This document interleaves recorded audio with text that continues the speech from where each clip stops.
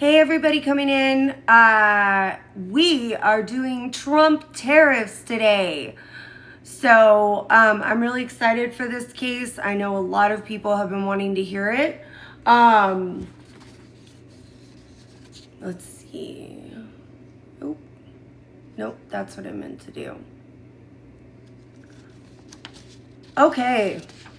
Anybody who's coming in, we are doing the Trump tariffs SCOTUS oral arguments today. This is going to be a good day. We're going to have good arguments. We've got, it looks like 3 attorneys. We've got 20 minutes for Neil Catal representing the small businesses in this oral argument. We've got 20 minutes for Benjamin Gutman. He is the Oregon Solicitor General, but we believe he's going to be making the case on behalf of the states. And then 40 minutes for what I'm assuming is going to be John Sauer to make the case for the Trump admin. It's scheduled for 80 minutes. I don't think that this is going to be 80 minutes. So this is going to be one that you're going to have to hang in there. There's no cases scheduled after this. I think that the kind of expectation here is that this is probably going to go a little longer than it normally does. So if you don't know what this case is about, in its very basic form, it's whether EPA, which is the International Emergency Economic Powers Act, authorizes the president to impose tariffs.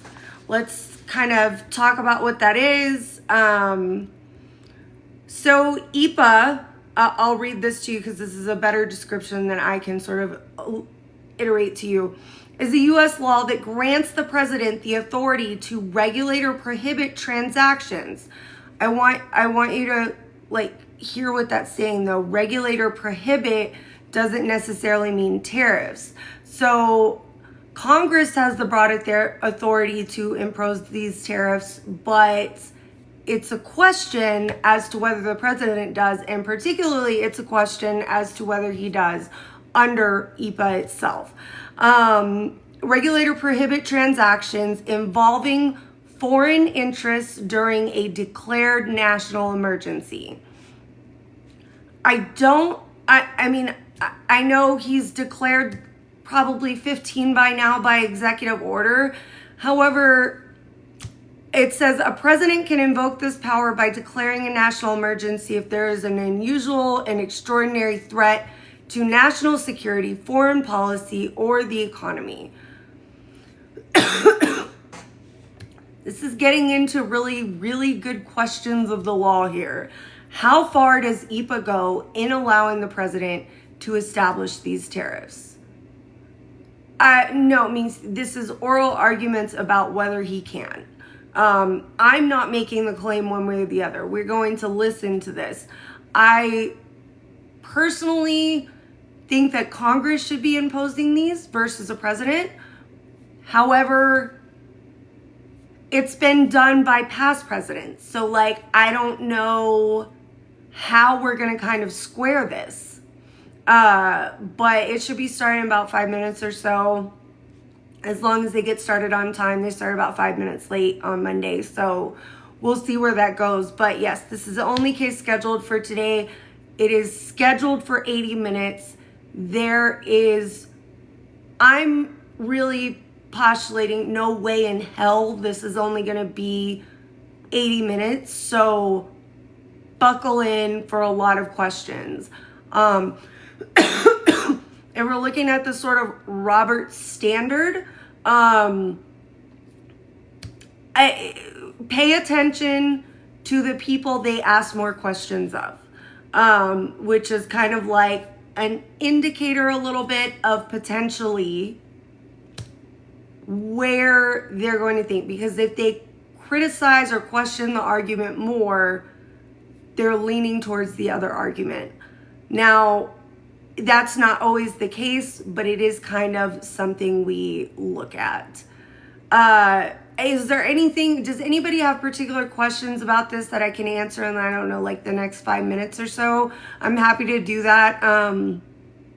I can read you some stuff about it, but really it's just does EPA authorize, like, give the president the power to impose these? And if EPA authorizes the tariffs, whether the statute unconstitutionally delegates legislative authority to the president. This is a consolidated case, right? This is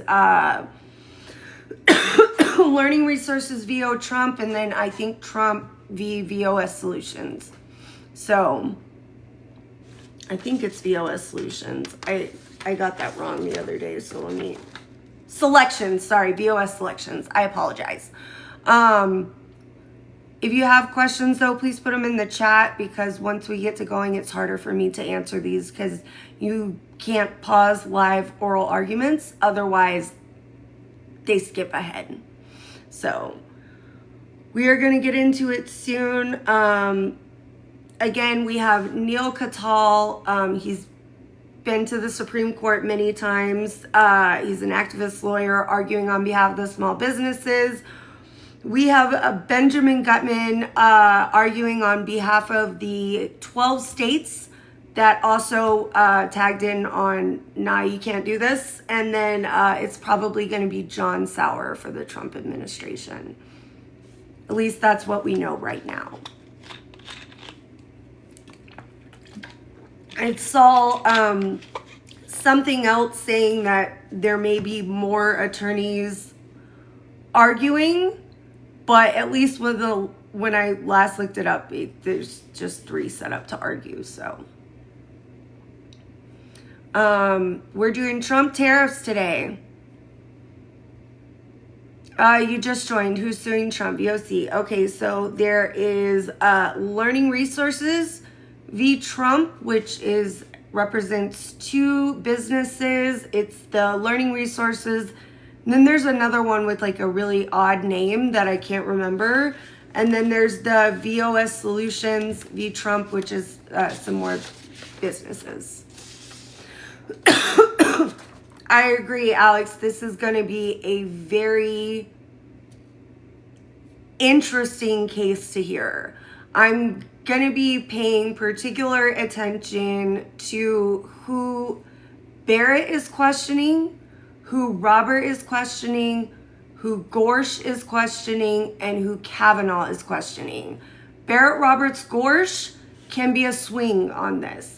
I'm fairly certain partisan lines of Alito, Thomas, and Jackson, Kagan, Sotomayor will probably fall where we think they're going to fall. Not always, but a lot. Now with Barrett and Roberts are your 2 bigger ones that they're more concerned with preserving the integrity of the court than they are with specifically just being like very sort of what we expect from judges aren't supposed to be partisan, but what we would expect from a more conservative justice. They may, Alex. It's really going to be one of those, like, I think the second question is the better question. If EPA authorizes the tariffs, whether the statute unconstitutionally delegates legislative authority to the president. I think that's the better question that will be brought up in this argument. I'm going to go ahead and start trying. Nope, they're not up yet.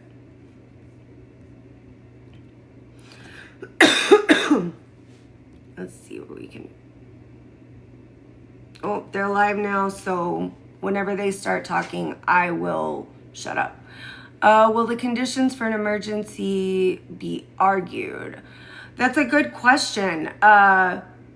Potentially, but I doubt it's going to be less about what constitutes an emergency and more about, is EPA delegating this legislative authority to the president like unconstitutionally, because they have the power to impose taxes, levies, things like that. Things like this are a little bit more complex. I think the second question is going to be much more fundamental than this first question.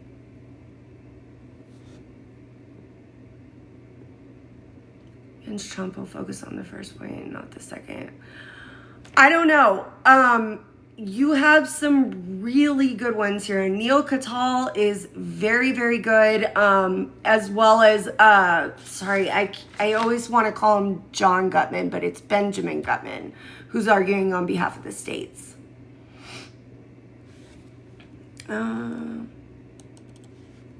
Sorry, let me just refresh. I apologize if I'm missing stuff. Yeah, they're going to be running a couple minutes late today.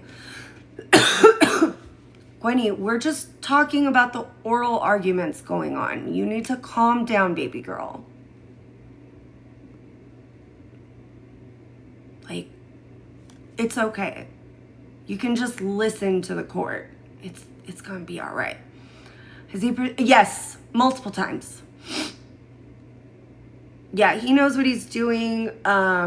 I don't know as much about Gutman, but apparently he's quite good. Oh my God, Gwenny Pookie Bear. I'm not arguing that tariffs are good or bad right now. We're talking about the legality of tariffs right now. I need you to like rein it in.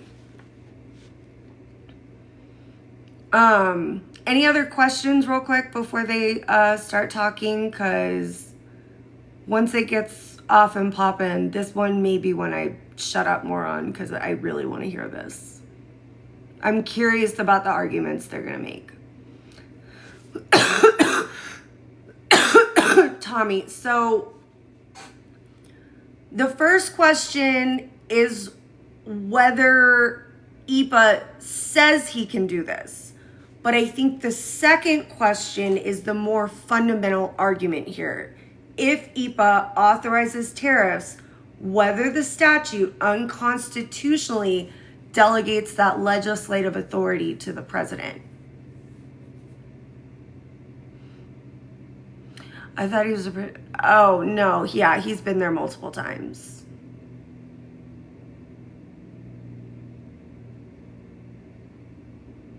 Because the tariff, Trump. Oh my God, Gwenny, Kool-Aid baby girl. Okay, I'm refreshing. Making sure my volume's all the way up. Yeah, it's possible. I mean, as much as I hate Sauer because he sounds like a drowned out RFK, he's a very good attorney, but in fact, probably one of the best Trump attorneys, and even though he's a shitbag, was Emil Bovee. He's probably one of the best I've seen. In fact, I believe that if Bovee would have been not just doing some of the examination, but had been doing more of the like opening on Trump's New York case, I think it's highly possible that we would have maybe not seen the outcome that we did. Now, maybe not, but he's incredibly gifted at it. I don't have to be on TikTok. I'm begging for, have I begged for money once? I'm so curious. I don't even think I've asked. I will ask for this though. If you can just like tap the screen and share it and stuff, that is helpful. I'm sorry guys, this is just, we're waiting for them to start, so it takes a minute. I made you for a Alex, you liar. No, it isn't, Gwenny. How bad was it the last 2 days? How bad was what the last 2 days? I don't. Oh, thank you guys, though. I appreciate y'all. Good Lord. Oh, here it is. We will hear argument this morning in case 24-1287, Learning Resources versus Trump, and the Consolidated Just let me case. know if you can hear. General Sauer. Mr. Chief Justice, and may it please the court. On April 2nd, President Trump determined that our exploding trade deficits had brought us to the brink of an economic and national security catastrophe. He further pronounced that the traffic of fentanyl and other opioids into our country has created a public health crisis, taking hundreds of thousands of American lives. President Trump has declared that these emergencies are country-killing and not sustainable, that they threaten the bedrock of our national and economic security, and that fixing them will make America a strong, financially viable, and respected country again. Due to IEEPA tariffs, President Trump has negotiated agreements worth trillions of dollars with major trading partners, including most recently China. Unwinding those agreements, he warns, would expose us to ruthless trade retaliation by far more aggressive countries and drive America from strength to failure with ruinous economic and national security consequences. Sorry, I can't get my ring light to do it. In Dames and Moore against Regan, this court held that IEEPA's sweeping and unqualified language grants the president's actions the strongest presumption of validity and the widest latitude of judicial interpretation. Like the live and all that, it tariffs, helps promote IEEPA's it. least blunt and most nimble tool, are virtually the only tool that Congress did not grant the president to deal with foreign emergencies. That is wrong. The phrase regulated importation plainly embraces tariffs, which are among the most traditional and direct methods of regulating importation. And plaintiffs concede that IEEPA authorizes quotas and other tariff equivalents. The major questions doctrine does not apply here. IEEPA confers major powers to address major problems on the president, who is perhaps the most major actor in the realm of foreign affairs. And the non-delegation doctrine casts no doubt on IEEPA because Congress may assign the president broad authority regarding the conduct of foreign affairs, or he enjoys his own inherent Article II powers. I welcome the court's questions. Would you spend a few minutes on why exactly the major question doctrine doesn't apply to the president in this case? Yes, Justice Thomas, and I may make 2 or 3 points on that front. First of all, though the major questions doctrine may apply to the president in other contexts, specifically in the foreign affairs context where he has his own inherent Article II authority, it's a particularly poor fit to apply the major questions doctrine, and that's for at least 2 reasons. First of all, just as a matter of kind of common sense interpretation, one would expect Congress to confer major powers on the president to address major, sort of foreign, international crises, so to speak, foreign arising emergencies, that's just sort of a natural common sense thing you expect Congress to do. And in fact, Justice Jackson in his Youngstown opinion addressed this very situation in pages 652 and 653 when he says, this is the system within this is the procedure within our constitutional system that we have developed to strike the balance. What Dames and Moore described as the never-ending tension between the need for the executive to have a robust power to address emergencies and to subject it to checks and balances.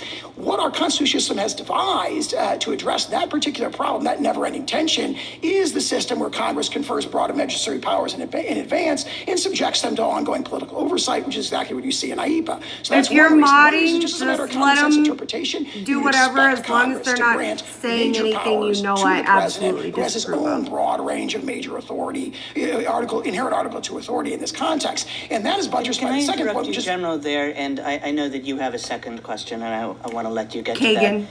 But just on that first reason, it seemed to depend a lot on the president's inherent Article II powers. And I'm wondering which powers you're speaking of there, because tariffs, one would naturally think is are the power to impose taxes, the power to regulate foreign commerce. These are not things that are thought of as Article II powers. They are quintessential Article I powers. So what kind of Article II powers are you relying on when you gave the answer about major questions to Justice Thomas? I would refer to what the court said, for example, in Egan, Department of Navy against Egan, that's a generally accepted view that the president has broad authority in the foreign affairs realm. Now, there's been debates about exactly how far it goes and how to draw the boundary between the president and Congress. But Egan, Garamendi, other cases, Curtis Wright, the court has recognized the president has broad inherent authority to address foreign situations, foreign affairs, foreign policy, including foreign arising emergencies. Now, we don't contend that he has says he has at least in not peacetime answering inherent the tariffing question. authority. What we have here is two layers. There's the layer, the bedrock of the president's, inherent Article 2 powers, and layered on top of that is a sweeping delegation. Oh, of, Deb, then you of can move authority your from ass out of Congress. We here, put those two 'cause things I talked together. during these. Congress is saying you have inherent powers to address international emergencies, and we're conferring on you the tools. He's not including making one, Article 1 Alex. tools, like, for example, the power to regulate foreign commerce. And I want to make a very important distinction here. We don't contend that what's being exercised here is the power to tax. It's the power to regulate foreign commerce. These are regulatory tariffs. They are not revenue-raising tariffs. The fact that they raise revenue is only incidental. The tariffs would be most effective, so to speak, if no person ever paid them, if they achieve their goals, if they... Counsel, you've already mentioned Dames and Moore three times, which surprises me a little because the court in Dames and Moore went out of its way to say that it was issuing a very narrow decision that pretty much expected to apply only in this case. Just a few quotes. It said, decisions in this area have been rare, episodic, and afford little precedential value for subsequent cases. Again, we lay down no general guidelines covering other situations not involved here and confine the opinion only to the very questions necessary to decision of this case. And it ended the opinion. It said, finally, we re-emphasize the narrowness of our decision. Now, this at issue in Dames and Moore was a different provision of IEPA, not at issue here. It certainly did not concern tariffs. So I don't quite understand how you can get as much out of Dames and Moore as you're trying to get. Maybe I can put it this way. You don't dispute that Dames and Moore is, as you stated, narrow opinion. However, it addressed certain principles that we think are equally applicable here. For example, the interpretive principle. Dames and Moore held, and again, it was the power to nullify and void, not the power to regulate, but it's in the very same sentence, in the very same statute, and the court quoted the First Circuit opinion and said, look, this is sweeping and unqualified language, which it didn't disagree with. And then it said, this particular provision where Congress has given these broad verbs, I mean, regulate is a capacious verb, admittedly, so are nullify, so are void, so are frankly all the other verbs there in the language in IEPA. The way the court thought about it is we are looking at this through the lens of Justice Jackson's opinion in Youngstown, and the court held specifically that these verbs place the president in Youngstown's own one. The court held that he's subject to the widest latitude of judicial interpretation, that he receives the strongest presumption of validity. I just don't understand this argument. Sotomayor. It's not an article. It's a congressional power, not a presidential power to tax. Yes. You want to say tariffs are not taxes, but that's exactly what they are. They're generating money from American citizens, revenue. And you say it's incidental to the regulatory purpose. But I don't see how a quota is equivalent to revenue raising. A quota sets a limit to what you can import in, but it doesn't generate revenue. I don't understand this argument that it's equivalent, or that foreign powers or even an emergency can do away with the major questions doctrine. Didn't we in the Biden case recently say an emergency can't make clear what's ambiguous? As to that point, I believe the court has never applied the major questions doctrine in the foreign policy context. But we That's have, the emergency context, not foreign policy counsel, context. we have never applied it to foreign affairs, but this is a tariff. This is a tax. It is a, if I may, it's a foreign-facing regulation of foreign commerce. That's a regulatory tariff Commerce, distinct from a everything. tax. So Biden could have declared a national emergency and global warming and then gotten his student forgiveness I to love not be a her major analogies. questions doctrine. I don't think he could have gotten student loan forgiveness. Why? But It's perhaps he could global, have. he could have said- it's foreign facing. We need all of these things to face, to tax fossil fuel or to do something else. That's all Biden would have had to do with any of his programs, Let me put it this way, if I may. is just declare some foreign No, it's a facing yes or no. purpose. It's a yes or If I no. may, maybe I can articulate this way.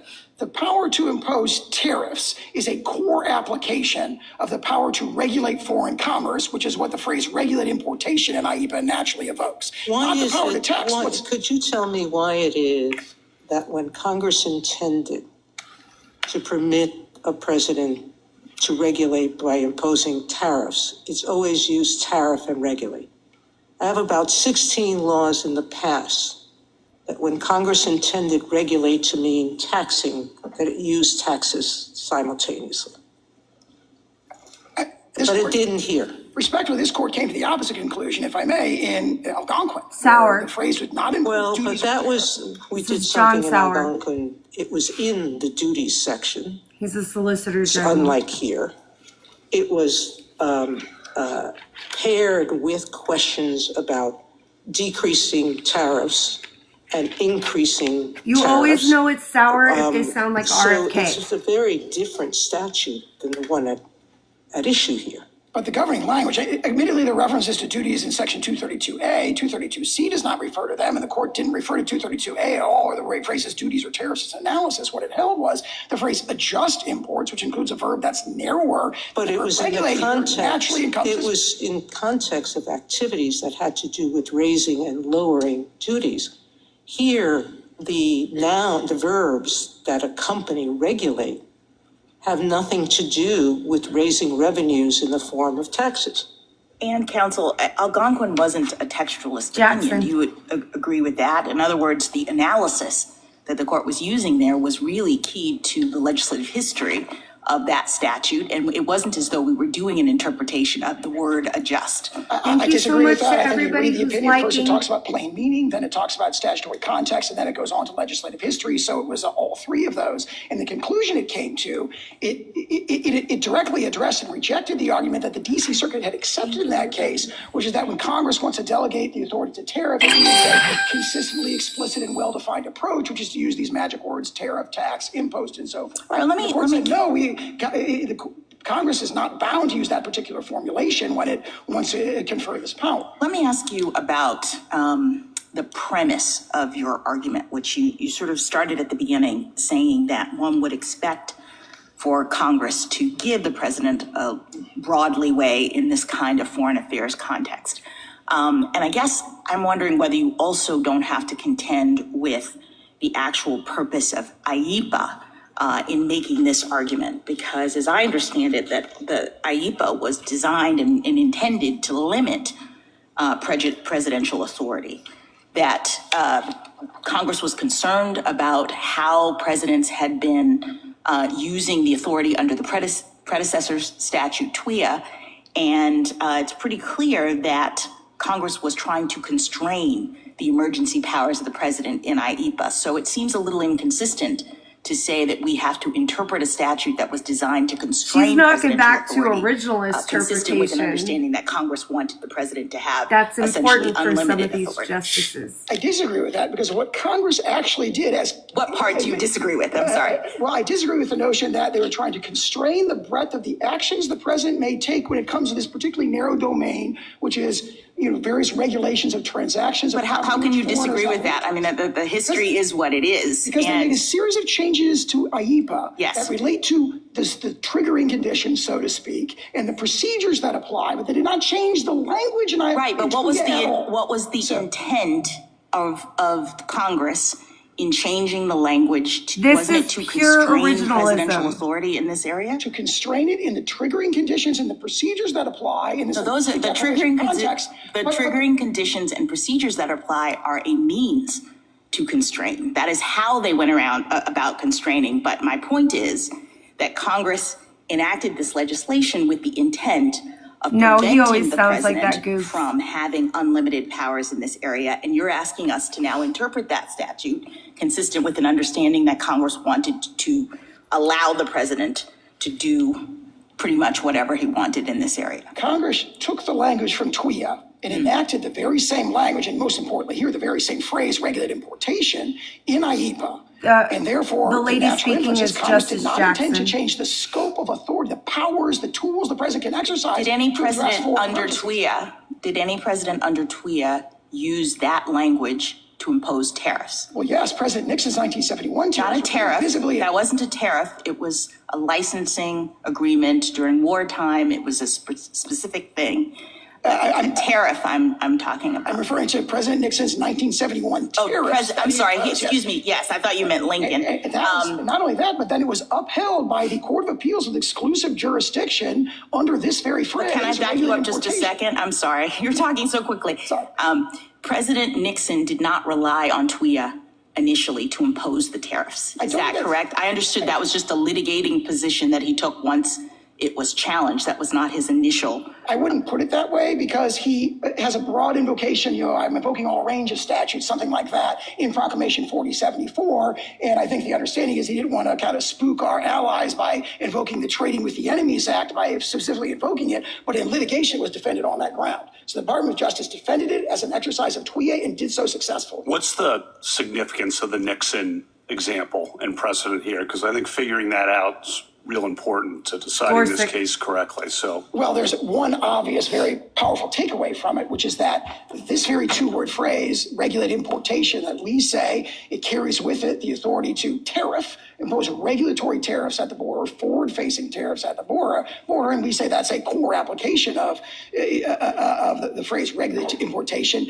had been interpreted 2 years before Congress reenacted that language in IEPA, had been interpreted to carry with it the authority to impose tariffs. So this court said in Algonquin, for example, with respect to President Nixon's. Just back on the Nixon, what was the scope of the Nixon tariffs? 10%. He imposed a 10% tariff kind of across the board to all our major trading partners to address a balance of payments deficit, where he was trying to bring all the major industrial nations to the negotiating table, which he successfully did, but for the imposition of the tariffs, and they negotiated the Smithsonian Agreement in about 5 months, after which he lifted the tariff. So the tariff there was used as here, in part as leverage to get our trading partners to the negotiating table, and it was subsequently upheld by the Federal Circuit, the CCPA, its Federal Circuit's predecessor that had exclusive jurisdiction over that question, to include the power to tariff. And then 2 years later, Congress took that same phrase and reenacted it in IEPA after carefully studying the problem of presidential emergency powers and being deeply concerned about,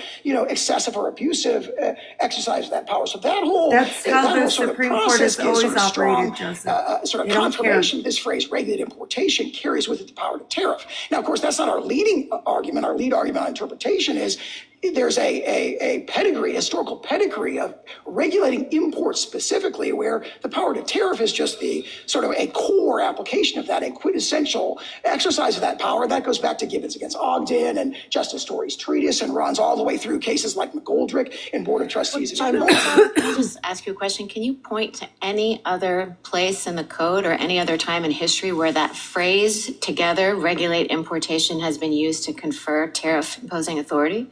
Well, as to regulate importation, that was held in TWIA. So obviously, and that's okay. So an intermediate appellate court held it in TWIA, but you just told Justice Kavanaugh that wasn't your lead argument. That your lead argument was this long history of the phrase regulate importation being understood to include tariff authority. So my question is, has there ever been another instance in which a statute has used that language to confer the power? Well, putting aside Yoshida. I mean, obviously, the other statutory example is just imports. The cases we rely on are cases where, for example, in Gibbons, it's Ogden and Justice Story's. But that just shows the word can be used that way. None of those cases talked about it as conferring tariff authority.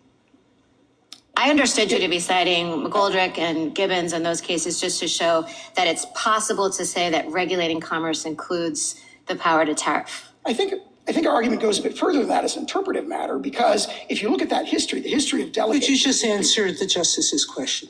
Oh my God. Can you identify any statute that used that phrase to confer tariff? Yeah, the only two statutes I can identify now are TWIA, as interpreted in Yoshida, and then closely related, not regulate importation, but adjust imports in section 232. Well, I think adjust imports is differently. So the answer is the contested application in TWIA and then now in IEPA. And then, of course, I mean, there's a sort of direct line there. Yeah, I understand that, but okay.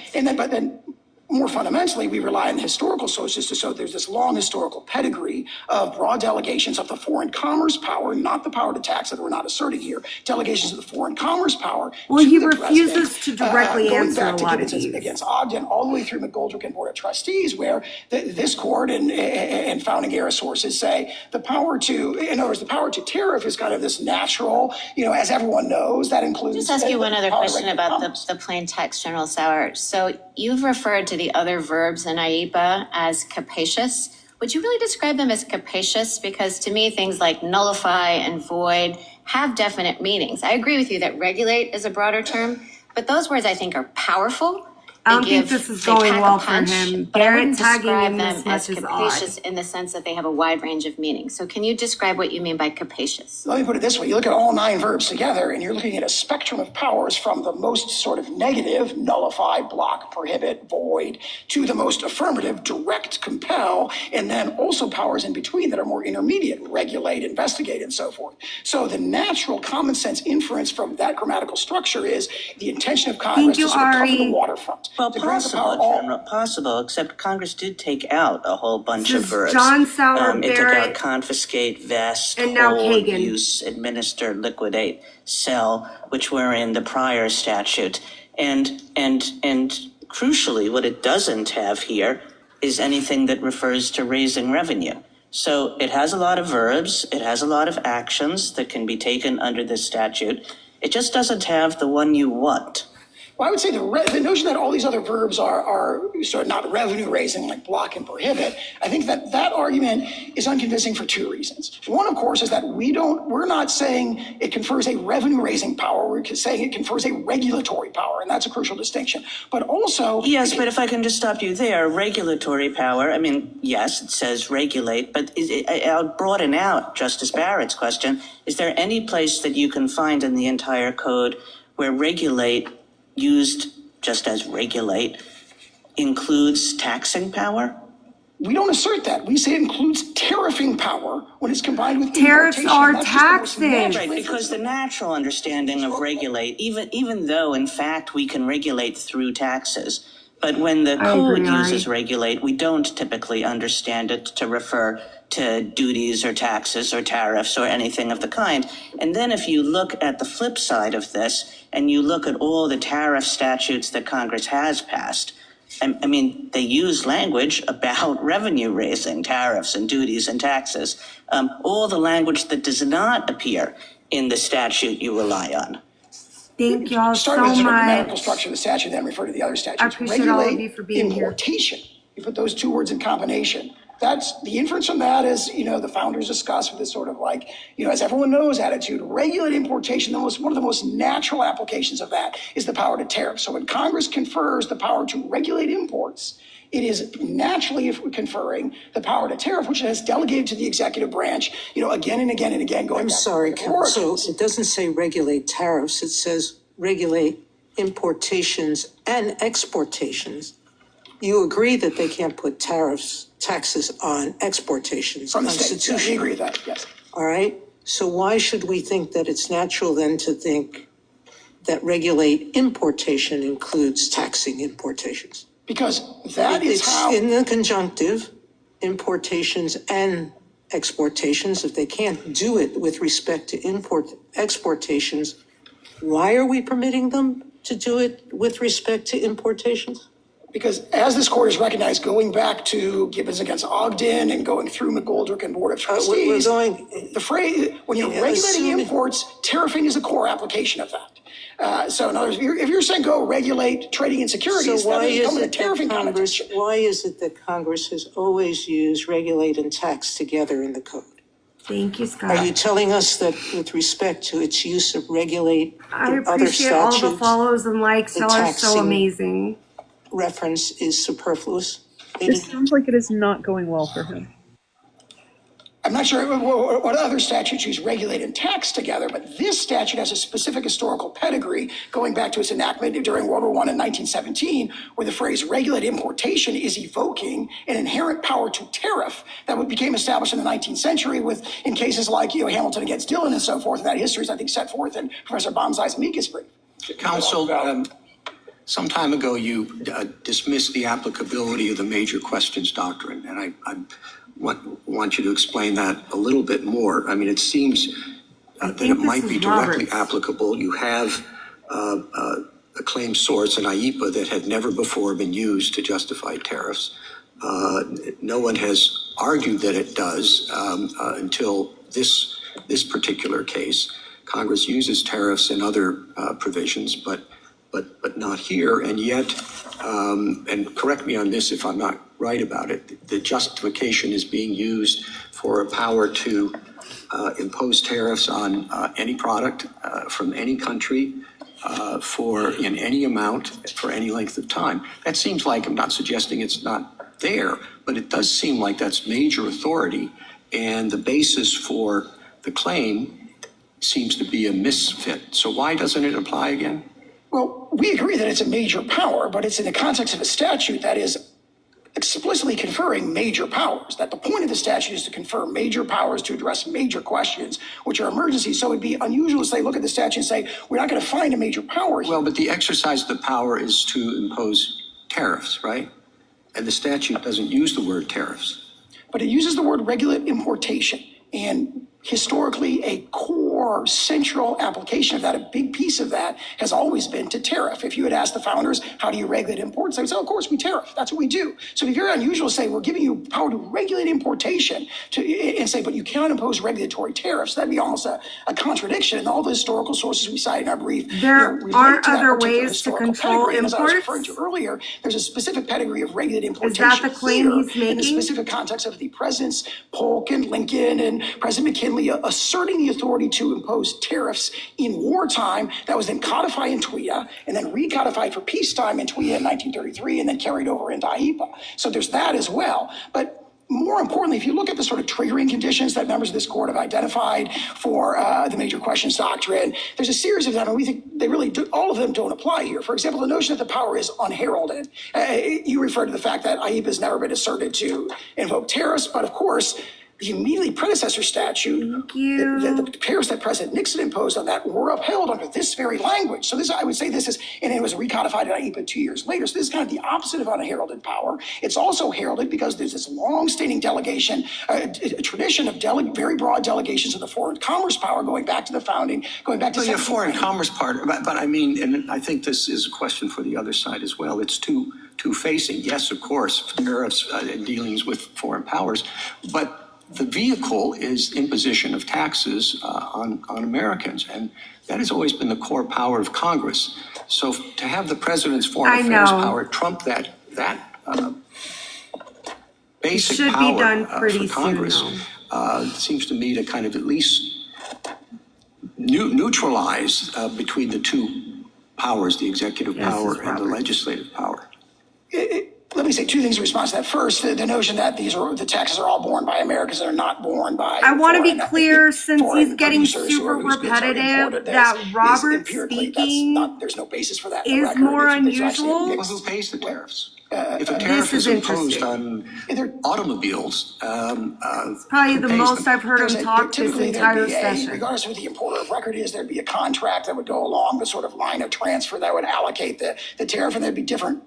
Sometimes the foreign producer would pay them. Sometimes the importer would bear the cost. The importer could be an American, could be a foreign company. A lot of times it's a wholly owned American subsidiary of a foreign corporation. So it gets allocated. The empirical estimates range from like 30% to 80% of like how much is borne by Americans. I mean, it's been suggested that the tariffs are responsible for significant reduction in our deficit. I would say that's raising revenue domestically. There certainly is an incidental and collateral effect of the tariffs that they do raise revenue, but it's very important that they are regulatory tariffs, not revenue-raising tariffs. And the way you can see this, I think, if you look at this policy is by far the most effective if nobody ever pays the tariffs. And I say two policies, right? So if you look at the trade deficit emergency, if nobody ever pays the tariffs and instead Americans direct their consumption towards American producers and stimulate the rebuilding of our hollowed out manufacturing base, then the policy is by far the most effective.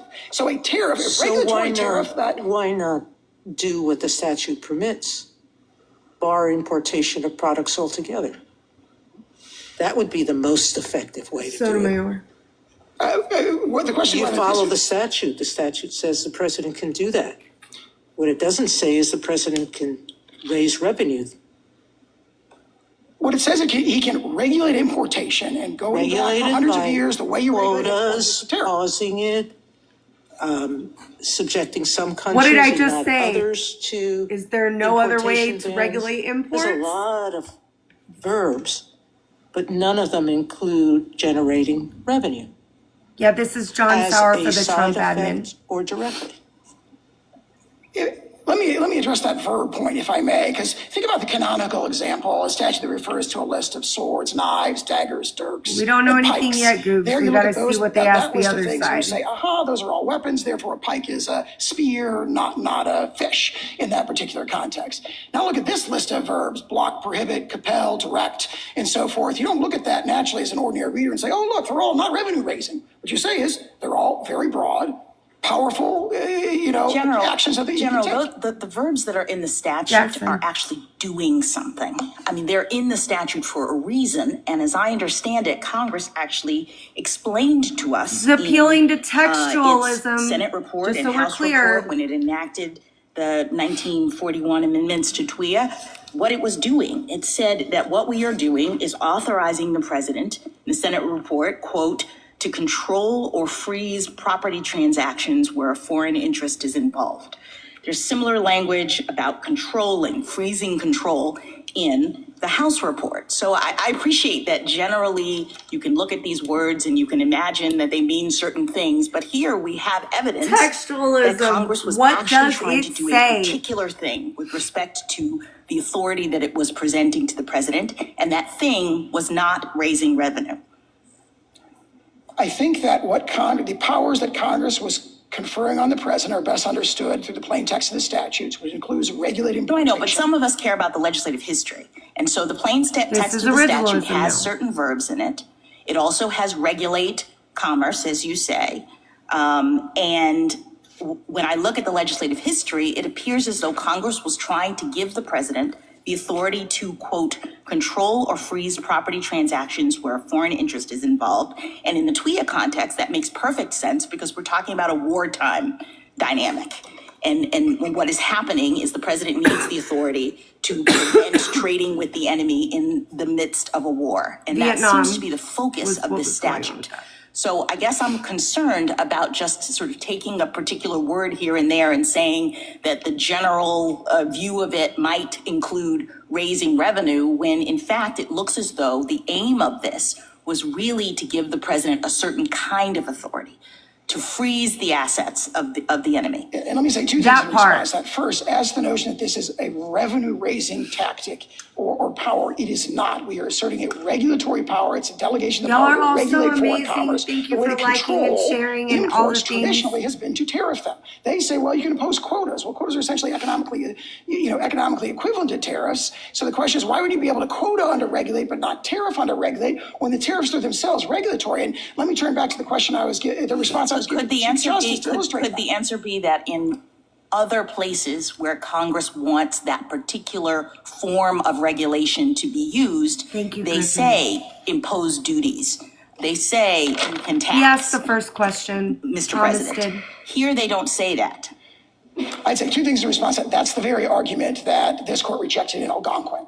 That the fact that these other specific statutes, if we disagree with you if we disagree with you that Algonquin is a similar context, do you have another statute or another circumstance? And again, not to cite Algonquin again, but obviously we discussed the phrase adjust imports. And they said, the natural way to do that is to tariff them. And it specifically said it makes no sense at all to authorize quotas, which was conceded that statute did authorize, but not tariffs, because those are equivalent. But it said adjust by any means necessary, which kind of beefs up the adjust.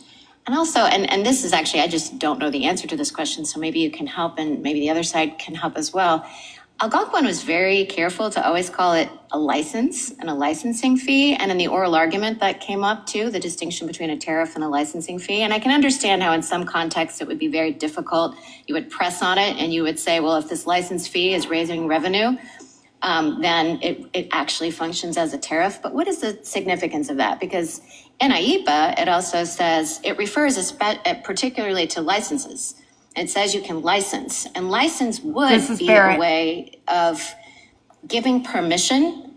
That's actually the language also used in the Civil War one and what is it? Her getting very specific about language is telling me something about where she's going you with wouldn't this. otherwise have to trade and import and let it through. So They're tell me really what the picking distinction at is his between licenses argument. and fees and if it matters. It's hard for me to see one because what President Lincoln said is, okay, we're going to allow imports from hostile foreign powers, basically rebellious Confederate states, of cotton subject to a license.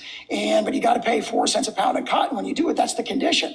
And that is so nearly equivalent to a tariff that says you can bring this goods into our country, but you got to pay. Nearly equivalent is not the same. And of course, they have in their briefs conceded that quotas apply, that licensing may apply. There is the language in the beginning. She's actually more of an originalist, but it kind of goes a little bit hand in hand with why couldn't you just call textualism. this a license? And it's also true that in the cotton example, the court said the exaction itself was not properly a tax, but a bonus required as a condition precedent for engaging in the trade.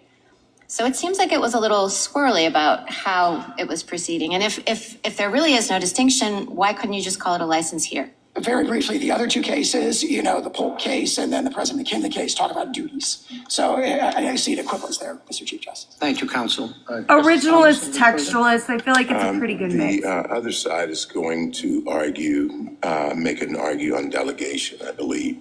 Would you anticipate that and give us your understanding of the delegation argument? Yes, Justice Thomas, I'd say a couple of things in response to that. First of all, this court has stated that the non-delegation doctrine does not apply with anything like the same force as it does in the domestic context in the foreign context. And that, again, to cite Dames and Moore again, Dames and Moore cites Youngstown, and Youngstown in footnote 2 of Justice Jackson's opinion, he goes into detail about this. He addresses Curtis Wright. He says there's a lot of broad dicta in Curtis Wright, but the holding of Curtis Wright, the ratio dissidenti, is that the domestic non-delegation doctrine does not apply with the same force in the foreign context. And then he uses that phrase, does not apply. He says the strict limitations on delegation that apply, in the internal context do not apply in the external context. And so we rely on that line of cases. And for the reasons I talked about earlier, we're talking about a situation where the president has his own inherent authority to address foreign arising emergencies, and Congress is conferring tools on him. I can agree with you, Alex. I think it's a good mix of both, but yes. Zone 1. A few times you have alluded to the history as being important in interpreting Kavanaugh, yes. the statute. Alito, I haven't heard yet. And also that Unless this I missed language him. comes from the Trading with the Enemies Act, and that has its own pedigree.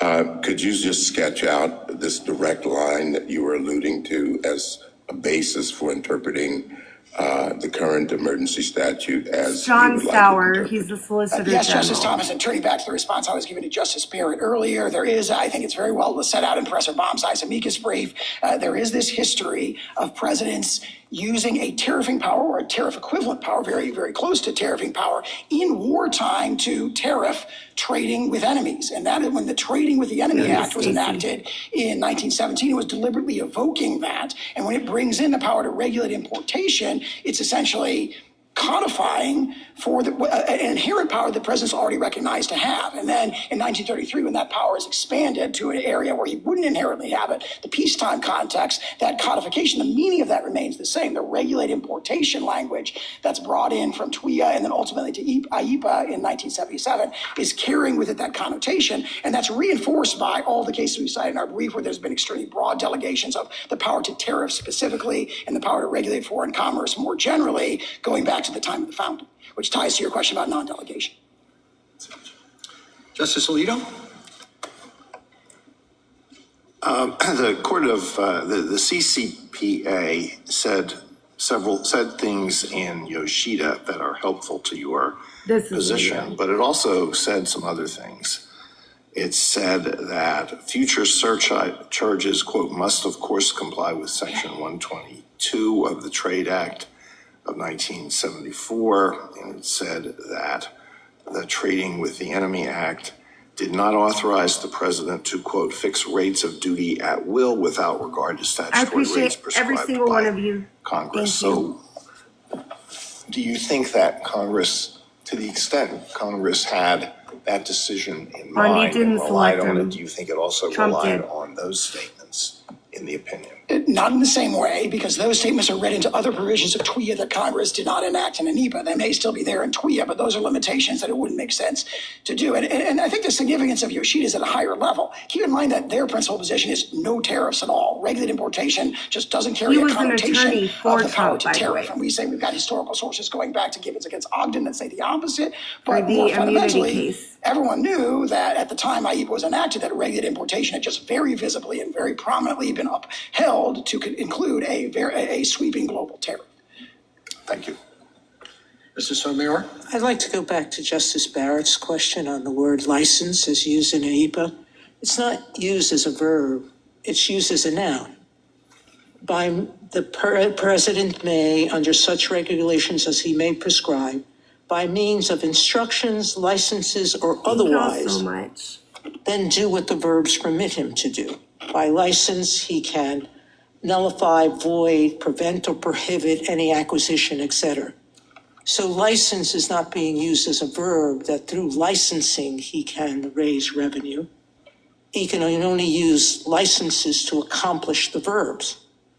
Thank you, Alan. So I don't understand how we can treat licensing as equivalent to revenue raising. It, as used in IEPA, the license is only to accomplish what B permits. In Hamilton against Dillon, licenses, once you had the license, then you had to pay the fees, the license fees to get it in, and those are point I'm making, which is that the only use of license here is a noun. You can license to accomplish the powers that B gives the president. Let me be clear. We rely on the phrase regulate importation. We're not saying that exactly. You're not relying on licenses for that reason. No, I only cite that language, that introductory language about, instruments, licenses, that or otherwise rely on as another layer of breadth in this particular Counsel, statute. would you listen to my question? You're not relying on license for the reason I just said, because it is a noun, not the verb. You're relying on regulate, correct? Yes, we're relying on regulate importation. And despite the fact that no other president in the history of IEPA has ever used tariffs as a power under IEPA. Well, President Nixon did so under a predecessor, and we have all the limitations of that. All right. Number two, whenever Congress intends to permit taxing, Nixon didn't even use it under IEPA. He used it as a defense. Correct? Well, his original proclamation didn't use IEPA for what he was doing. We're back to the question here. So Sotomayor and Sauer. Justice Sotomayor? No, she's Justice Sotomayor. She just finished. Justice Kagan? Oh, that was good. General And they're friends? I want to take you back to Justice Thomas's question about non-delegation. And if I understood your answer correctly, it was really similar to the answer that you started off with when you talked with Justice Thomas about the major questions doctrine, which is sort of everything's different because the president has independent constitutional powers in this area. And so that if one does not think that with respect to tariffs, if one thinks that a tariff is a taxing power, is a regulation of foreign commerce that is really delegated by the Constitution to Congress, that argument does not sound so well. And in fact, when you look at J.W. Hampton, which gives rise to the non-delegation test that we usually use, J.W. Hampton is a tariffs case. And the court did not say, oh, we need some special new principle here, some stricter rule because we're dealing with tariffs in which presidents are directly concerned as a matter of foreign relations. It enunciated the test we use for all non-delegations. So how does that fit with your theory? 8 years later, in Curtis Wright, the court held the non-delegation doctrine for domestic affairs does not apply with the same force as it does in foreign affairs. But not with respect to tariffs, not with respect to quintessential taxing powers, which are given by the Constitution to Congress. I think justices of this court have recognized in their exactly opinions what, that one of the reasons that the non-delegation J.W. doctrine, Hampton confirmed. it has to be discrete and limited power. as much punch as Justice Kavanaugh said, one of his Define opinions as it limits. might otherwise have done, is it did arise in the foreign affairs context, because there the court has historically been very, very comfortable with very broad delegations. Chicago and Southern Airlines, another case from the 1930s, shortly after J.W. Hampton talked about the very large delegations of the foreign commerce power being very effective. And of course, this goes back to the very dawn of the Republic in 1790, for example. Congress conferred on President Washington basically the entire Indian commerce power. It said, go, Kyle, get licenses, like right, to do commerce with the Indians, and they'll be subject to Oh. whatever rules and regulations President Washington can make. So I do think there is a profound consistency between the announcement of the intelligible principle test in J.W. Hampton, and then the subsequent recognition by this court in Curtis Wright that the non-delegation doctrine doesn't apply to the same force in this context. In Consumers Research, just last year, we had a tax before us, and the question was this a delegation issue? It was, of course, a much smaller tax, which dealt with many fewer taxpayers. Notwithstanding that, we said if there's no ceiling on this tax, we sort of assumed that if there were no ceiling on this tax, it would raise a delegation problem. And most of the opinion was given over to showing that there in fact was a ceiling on the tax, not a quantitative one, but a qualitative one. But how does your argument fit with the idea that a tax with no ceiling, a tax that can be anything, that here the president wants, there an agency wants, would raise a pretty deep delegation problem?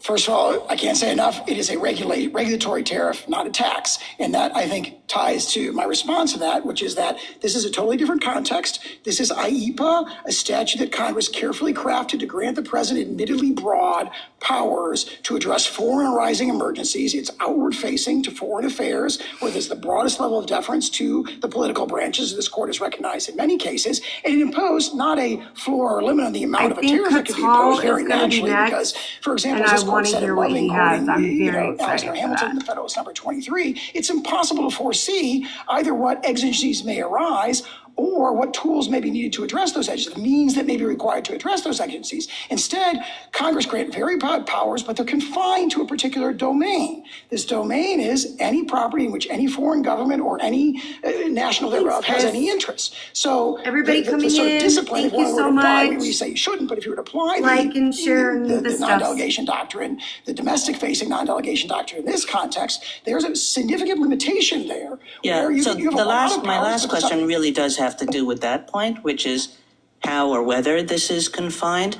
Because if you look at Title 19, which is loaded with tariffs and duties of various kinds, all of them have real constraints on them. They are, you can't go over X percent, or it can't last more than 1 year. And of course, the way you interpret this statute, it has none of those constraints. And the question arises why it is that any president ever would look to the tariffs in Title 19 if sub silentio, if you will, this statute gives the president the opportunity to blow past those limits. Holy crap. Has its own constraints. They are constraints that are appropriate for the context, which is internationally arising emergencies that are carefully crafted by Congress to address that. And they are admittedly different. Very normal. Section 1701. The president has to make a formal declaration of a national emergency, which subjects him to particularly intensive oversight by Congress, natural lapsing, repeated review, reports, and so forth. It says you have to consult with Congress to the maximum extent I mean, you possible. yourself think that the declaration of emergency is unreviewable. And even if it's not unreviewable, it's of course the kind of determination that this court would grant considerable deference to the president on. So that doesn't seem like much of a constraint. And in fact, we've had cases recently which deals with the president's emergency powers, and it turns out we're in emergencies everything all the time about like half the world. Well, this particular emergency is particularly existential, as Executive Order 14257 also, says. it's a more no one disputes the existential important nature emergency. of the fentanyl crisis, which, we had an agreement last week to create progress on, which illustrates the effectiveness of the terrorist tool here. But the point I would make in response to that is those are, even if there's limited judicial review, which is very natural in the foreign affairs context, this court has always granted the president the presumption that he's acting in good faith. There are real hurdles there, very significant. It's got to be an unusual, extraordinary threat. that arises in whole or substantial part outside the United States, so it's Oh my entirely God. foreign-facing Get to the point. the national security, economy, or foreign policy of the United States. So there are those. Then there's 1701B, which talks about how it can be used for this and for no other purpose. Then there are limitations in Section 1702B. Then there is the limitations that I referred to earlier about what he can actually do. He can do a heck of a lot, but only when he's dealing with property in which foreigners have an interest. And that's a pretty narrow domain. That's quite a silo, so to speak. And then, of course, overarching it all, there's congressional oversight. And you may say congressional oversight may not have much bite, but Congress didn't think so. Congress crafted this compromise. I know, It balanced the Tequila, he never-ending should tension almost be when done. it drafted It's it. just kind of He the had his eyes justices open. wrapping up As if they the have any dissent more says, questions. His eyes open looking at the problem. He'll have a of rebuttal at the sweeping end, but that emergency doesn't powers take long. for an executive who may use them in a way that's excessive versus the need to address unforeseeable Thank you, emergencies. General. Justice Gorsuch. General, just a few questions following up on the major questions discussions you've had. You say that we shouldn't be so concerned in the area of foreign affairs because of the president's inherent powers. That's the gist of it, as I understand it, why we should disregard both major questions and non-delegation. So I could Congress generally delegate to the appreciate president Gorsuch. the power to regulate commerce with foreign nations as he sees fit? To lay and collect duties as he sees fit? We don't assert that here. That would be a much harder case now in 1790. Isn't that the logic of your view, though? I don't think so, because we're dealing with a statute that was a carefully crafted compromise. It does have all the limitations that I just talked about. You're saying we shouldn't look, we shouldn't be I don't think concerned with Gorsuch or I wanna Barrett explain are to feeling me this. how you draw the line, because I'm you said we making an shouldn't be assumption concerned because here. this is foreign affairs and the president has inherent authority, and so delegation off the books, more or less. Or at And least if it that's applies true, much less what would prohibit Congress from just This is Gorsuch asking abdicating the all question. responsibility to regulate foreign commerce? For that matter, declare war to the president. We don't contend that he could do that. If it did, Why not? well, because we're dealing with a statute again that has a whole. I'm not asking system about of the statute, limitations. General. I'm not asking about the statute. I'm asking for your theory It's about the of the limitations. Constitution and why the major questions of non-delegation, what bite it would have in that case. I would say by then you had moved from the area where there's enormous deference to the president, actually both the political branches, where here there's inherent authority, and piled on top of that, there's a broad delegation. You're saying there's You inherent mean- authority in foreign affairs, all foreign affairs. So regulate commerce, duties and tariffs and war. It's inherent authority all the way down, you say. Fine. Congress decides tomorrow, well, we're tired of this legislating business. We're just going to hand it all off to the president. What would stop Congress from doing that? That would be different than a situation where there are metes and bounds, so to speak. It would be a wholesale application. You say we're not here to judge meets and limits. bounds when the foreign affairs. That's what I'm struggling with. You'd have to have some test.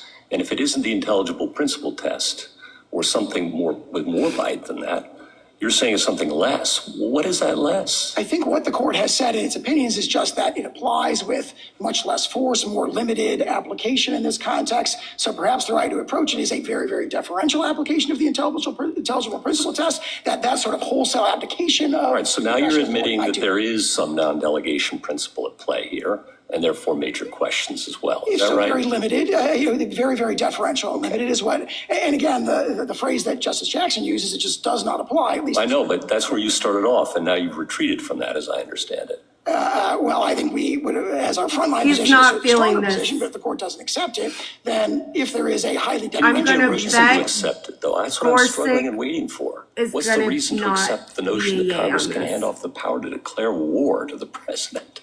But we don't contend that. Again, that would Well, be. you do. You say it's unreviewable. There's no manageable standard, nothing to be done. And now I think tell me if I'm wrong. You backed off that position. Nah, Gorsuch's maybe that's getting fair to riled say. up. Okay, This all is right. not, Thank you. he's not feeling it. Abdication. That would really be an abdication, not a delegation. I'm delighted to hear that, All right, and then I wanted to return to something Justice Sotomayor asked under this statute, okay? So now we're in the statute. It's a major question, though. Could the president impose a 50% tariff on gas-powered cars and auto parts to deal with the unusual and extraordinary threat from abroad of climate change? It's very likely that could be done. Very likely. I think that has to be the logic of your view. Yeah, in other words, obviously this administration would say that's a hoax, it's not a real crisis, but. I'm sure you would. Yes, but that'd be a question for Congress under our interpretation, not for the courts. All right. And then on this inherent authority idea,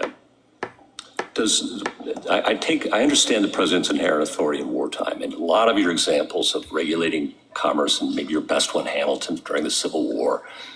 John they Sauer's during wartime primary when the point president's here commander-in-chief is pointing power towards a more clearly in unitary play. executive Does the president have elucidated by inherent this authority over tariffs in peacetime? power given by No, we Congress. do not contend that. Okay. And in fact, and I cite that, if I may, That part, I Alex. point the court to two He's cases, not that feeling Loving this. against United States and then Masery that cited in Loving. Those are situations, for example, Loving against United States, the president had broad Article 2 inherent authority. There was the commander-in-chief power. But this court held he does not have inherent authority to do the power that was delegated to him, right, which is the power to, identify aggravators that make you eligible for the death penalty in court-martial trials. And yet this court said, well, we're not going to see a delegation problem here, even though it's really a wholesale delegation, which would otherwise be legislative authority. It would be kind of like a small version of what you're hypothetical. It would be an abdication. But because you're in a foreign affairs context or their commander-in-chief military context, where the president has his own delegation of authority, he doesn't have the power to do this. But because of his background inherent authority, the court said, this is a situation where we're not going to see a delegation problem when there clearly would have been a delegation problem in the domestic context. And those cases, I think, are powerful here. General, if I can cut through those words, I think you're saying that no, the president doesn't have inherent authority over tariffs in peacetime. Absolutely. That is, we do not assert that. We say that Congress can delegate that to him. And when Congress does so, as it does when it uses the phrase regulate importation. I follow all of that. Okay. You emphasize that Congress can always take back its powers. I mentioned that a couple of times. But don't we have a serious retrieval problem here? Because once Congress delegates by a bare majority and the president signs it, and of course every president will sign a law that gives him more authority, Congress can't take that back without a supermajority. And even then, it's going to be veto proof. What president's ever going to give that power back? Pretty rare president. So he's talking about how the should second that issue inform here. Our view of delegations? I told you this was going to be I the would look bigger at the balance that question. Congress struck, because what Congress did initially, it had a two-house legislative veto. And we was struck that unconstitutional down. in Chadha, Yeah. and then Congress went back to the statute and amended it. Yeah. It took out the legislative veto and left in the joint resolution, but still left the president with all those powers. That's what Congress did? Yes. Fair enough. As a practical matter, in the real world, it can never get that power back. I disagree, because in January 2023, Congress voted to terminate one of the biggest IEPA emergencies ever, the COVID emergency, and the president went along with that. So what the statute reflects is there's going to be the ability for a sort of political consensus against a declared emergency. Well, what happens when the unless president that's simply political discipline. vetoes legislation to try to take these powers back? Well, he has the authority to veto legislation to terminate a national Talking emergency. to for example. I Gorsuch. mean, he retains the powers in the background because IEPA is still on the books.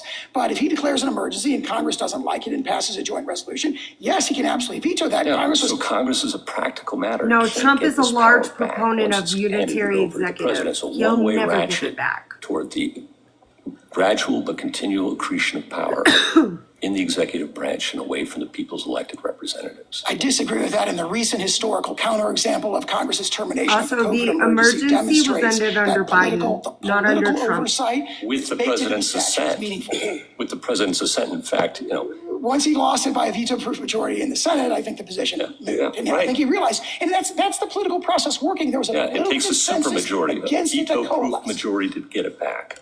Yeah, okay. One other question. Do you think tariffs are always foreign affairs? I do think they would. I can't think of a situation where they're not foreign facing. If you're talking about tariffs on imports, I mean, maybe there are other tariff contexts that I'm not aware of, but yes, they typically would involve a foreign affairs thing. However, in Gibbons against Ogden, if they are revenue raising tariffs, they would not raise the same sort of like foreign affairs issues as regulatory tariffs, which are imposed not for the purpose of raising revenue, but to induce foreign powers to change their behaviors. So revenue raising tariffs are not foreign affairs, but regulatory tariffs are. I don't think a revenue-raising tariff would be foreign affairs to the same degree, at least. I think it has a foreign application, obviously, but I don't think Are it these would raise the same revenue-raising issues. tariffs for the Trump admin? Kavanaugh? Absolutely. We'll talk about how it's going to pay off our debt and how it's so good and how we're bringing in hundreds of billions of dollars and it's saving America. I think the way we Thank think you. about that kind of question is, does the specific authority, power, major power, now asserted pursuant to Kavanaugh. that general statutory Sorry, guys. authorization, was that the kind of power that would have been understood by people, by Congress at the time the general statute was passed, as distinct from being a novel kind of And I'm use sorry, of I've that been general so authority rude. to do something different? Give Frog Unheralded is the word and give in them our a follow. cases. There are, she's freaking amazing. Sorry, I don't know what I'm saying there, but is she's that amazing. presidents since IEPA have not done this. Very Their good on economy. primary answer, or one of your many answers to that, is the Nixon example. And that's a good example for you because Nixon relied on regulate importation to impose a worldwide tariff. Good example. What is our understanding of Congress in 1977 vis-a-vis that Nixon example when Congress reenacts or enacts the regulate importation language into IEPA?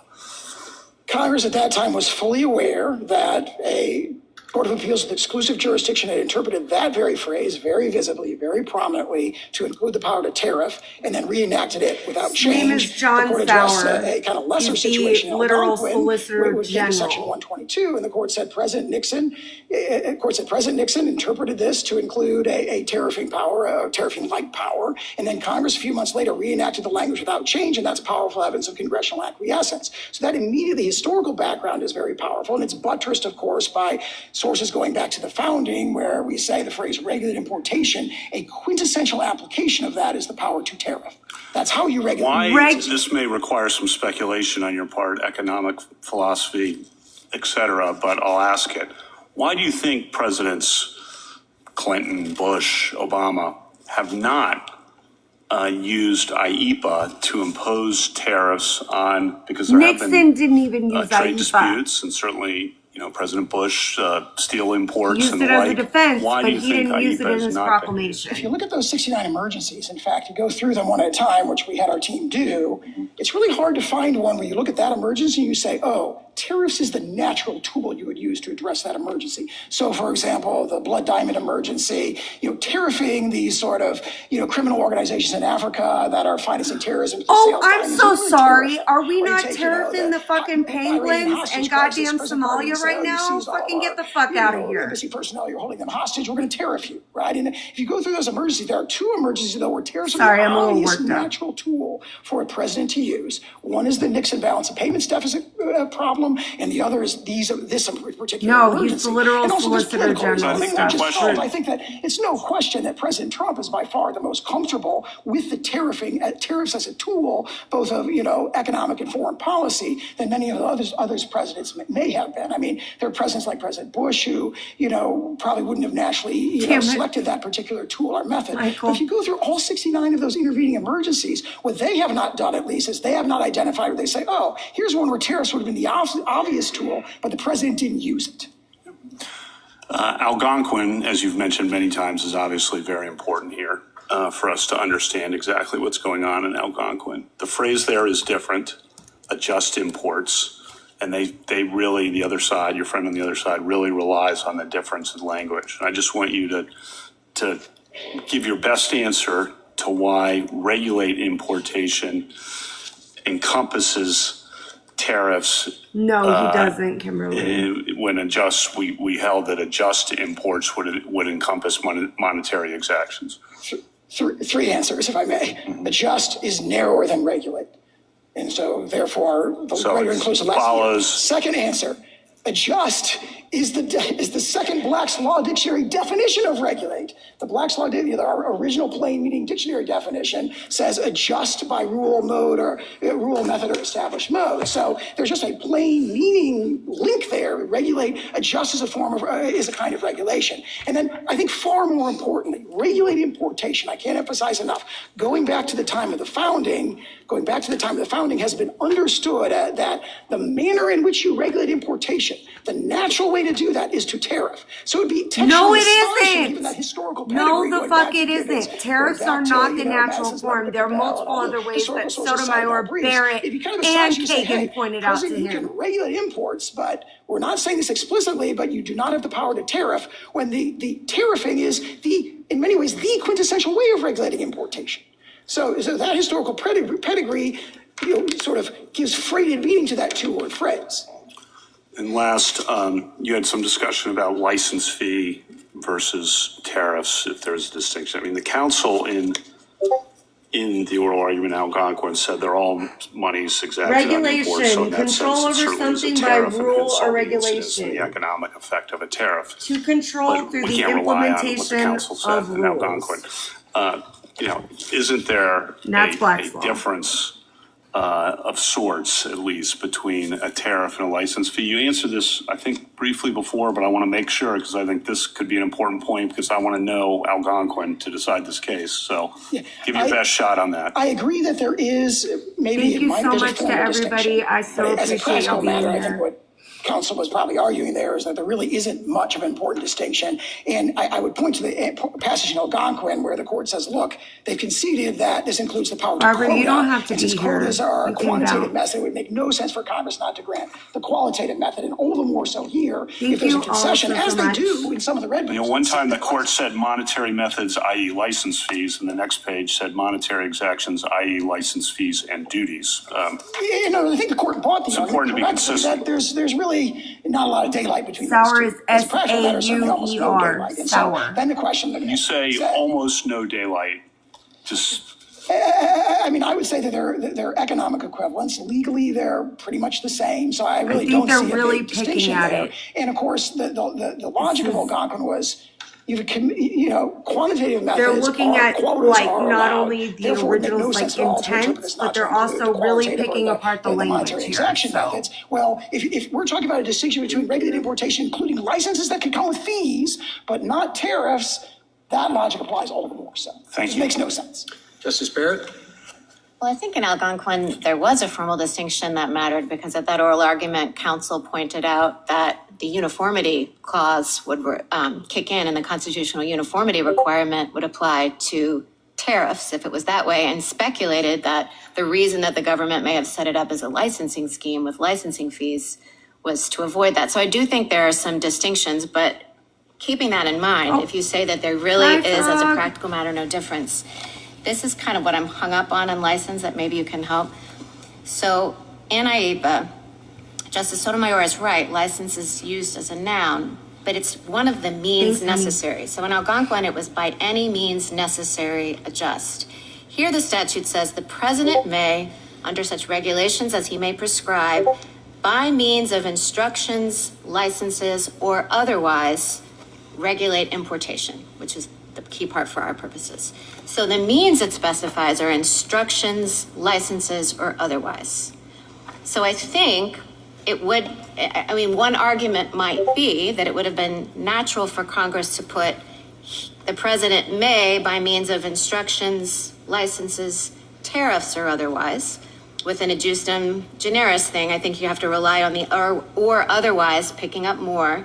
Or if there really is no practical difference between licenses and tariffs, why aren't you making the argument, or why didn't the president structure this as a licensing fee scheme? How do I understand that language? Or am I just misunderstanding it and this language is totally irrelevant? I think that, here's the way I'd respond to that. I think that language powerfully reinforces our position as the way you've laid it out right there. Because first of all, regulated importation, we say, and based on extensive historical pedigree, the core application of that is tariffing. To list tariffing again would have been essentially redundant and unnecessary, especially if you look at the specific historical background of TWIA, where TWIA was enacting a tariffing power or a licensing. No, it wasn't. That was described as, again, duties and tariffs equivalent. She's saying I don't understand because I think you have to put together A1 and then B. So I think what you would be saying is he may prescribe by means of tariffs.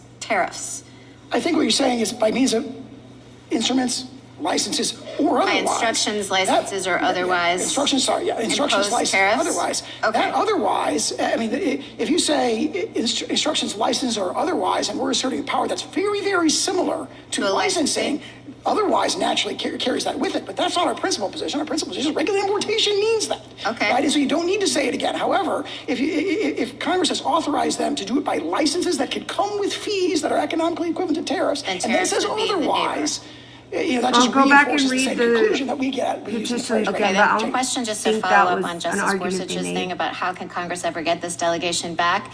You said, well, listen, you point to the Congress's ability to terminate emergencies, which it's done. But if Congress ever wanted to get the tariffing power His back, argument is running it would have to have a way veto-proof majority over. because This is not regardless of the voting well on emergency, the so if Roberts Congress wanted to principle. reject the, let's say that we adopt your interpretation of the statute. If Congress said, whoa, we don't like that, that gives a president too much wish, authority under IEPA. Michael, I wish. It's gonna have a very hard time pulling the tariff power out of IEPA, correct? I don't know if it'd be a hard time. Certainly we'd have to have Well, a veto-proof statutory majority. amendment, which would be the true of any case where this court definitively interprets a statute. Yes, I think that the But Congress have to pass definitively statutes. interpreting a statute that grants presidential power makes it particularly hard to get the president to not want to veto something, which, as Justice Gorsuch is pointing out, has him lose power. All right, I want to ask you a question about unusual and extraordinary threats. I think which we she's have not leaning talked with about yet. Gorsuch. And I specifically want to talk about the reciprocal tariffs. These are imposed on, I mean, these are kind of across the board. And so is it your contention that The Roberts principle is basically the side that gets probed more is the side that's being more scrutinized, and it usually doesn't bode well for their argument. Sorry. every country needed to be tariffed because of threats to the defense and industrial base? I mean, Spain, France, I mean, I could see it with some countries, but explain to me why as many countries needed to be subject to the reciprocal tariff policy as are. Yeah, Executive Order That- 14257 spells out. That's a great the question. Nature of the emergency and basically says that there's this sort of lack of reciprocity, this asymmetric treatment of our trade with respect to foreign countries' trade that does run across the board. It is a global problem. I think that puts in context the argument they make that this power to tariff is so broad because you're applying to every country in the world. That conflates the nature of the tool, tariffing, which they're challenging here, with the nature of the declared emergency, which they haven't disputed. They haven't disputed, for example, that the president has correctly identified that virtually every major trading partner has this longstanding sort of asymmetric, unfair treatment of our trade. So the argument this power is so broad is really based on a conflation of two different things. The other One is the countries power, thing is right? just kind of a Imagine manufactured that, for example, crisis. President Reagan wanted to convince South Africa to change its apartheid policies, and he'd impose tariffs on them. No one would bat an eyelash and say, well, that's too broad, that's too broad. That can't Guys, be give me united. like But 2 the minutes. power to I really tariff gotta is go to the bathroom. Sort of fits naturally with all those powers to block, prohibit, and seize and so forth. What they're saying this is so broad because the emergency is so broad.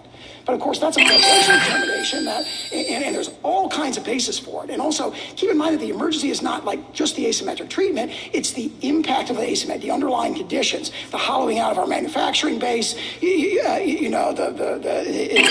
of our supply chains, and of course, our defense industrial base is a vulnerability of key inputs. Justice Jackson? So as I understand in response to Justice Barrett in the last question, you're saying that the power to tariff fits naturally with the power to block and seize. That was your example. But I guess I'm trying to understand then your argument from the text of the actual statute. Because the statute, unlike what you suggested to Justice Kagan, is focused on the actual actions that the president can take. In response to Justice Kagan, I understood you to say that Congress was giving the president broad authority to act, and it was within a particular domain, which is the domain of emergencies with respect to foreign power, but the president could basically do a lot of things. But when I read the statute, it is telling the president exactly what he can do: investigate, block during the pendency of an investigation, regulate, direct and compel, nullify, void, prevent, or prohibit. And I guess what is a little concerning to me is that your argument suggests that we should see the word imposed, the phrase imposed tariffs in that same series of things that the president could do. We don't see that word. Instead, you take regulate and say that must mean that. So I guess I'm getting back to Justice Barrett's maybe original question, which was where else in the code has Congress used the word regulate to sub in for imposed tariffs? We're at this point about to hit 80 minutes, and the other two sides haven't even talked yet. Point out that duties are the natural way to regulate foreign commerce. But you're saying we should not have expected to see the same level of granularity with respect to the president's authority to impose tariffs as we see here: investigate, block, direct and compel, nullify, et cetera. I think it would be very unusual for Congress to spell out all the ways that you can regulate in that statute. So regulate becomes a So- big catch-all. The rest of the other things. Well, I The mean, we have a states concession that back from the other side that regulate are at least joining includes the small qualitative methods, businesses quantitative that are methods, suing, quotas, each one has 20 minutes. licenses, He that you was can see only that supposed to regulate. have There's a lot of 40. regulate that's not spelled out there. And our point is, you don't need to spell out tariffs because that's like, of all of them, the most natural, the most quintessential method of regulating And imports. yet, and yet, many presidents have not used regulate in this way to impose tariffs. I understand you point to President Nixon. We have licenses from Lincoln, but As no I one said, else. Justice Kavanaugh, presidents who are faced with international crises to which tariffing is the natural response, that's President Nixon and President Trump have invoked this authority. And also, frankly, President Trump invoked this authority in May of 2019 as well. It's more historically attested than they can see. Yes, Let me just sour ask is one more bad question at about brevity. the unusual threat. So in your conversation with Justice Gorsuch, that we had the climate change tariff hypo, and you indicated that there would be challengers to the notion that that was an unusual and extraordinary threat. And I'm just wondering, under your position, would they be able to make a legal challenge? Are you saying the court would not be able to review? On that particular hypothetical, I think I said that'd be a question for Congress. So not a Yeah, I don't. In other words, that wouldn't be the sort of thing the courts would want to wade into. Is this really an emergency? You know, that would not be probably very unlikely. That'd be a situation where at least the No, he's there'd asked be like very, three. very deferential judicial review of that kind of determination. He actually No, I'm started asking off this the just- questioning. right, those are He two doesn't different talk things. a lot either. Is there Him and no Roberts judicial are both review that or is way. there deferential review? Alito I mean, Trump against Hawaii. Our is frontline bothering position me is that it's he ultimately hasn't the chimed in inspector is because he committed to the usually president's never discretion shuts the when he makes fuck his up. determination of a national emergency. But the court doesn't have to decide that because whatever review is very, very deferential. It's easily satisfied here. Thank you. Thank you, counsel.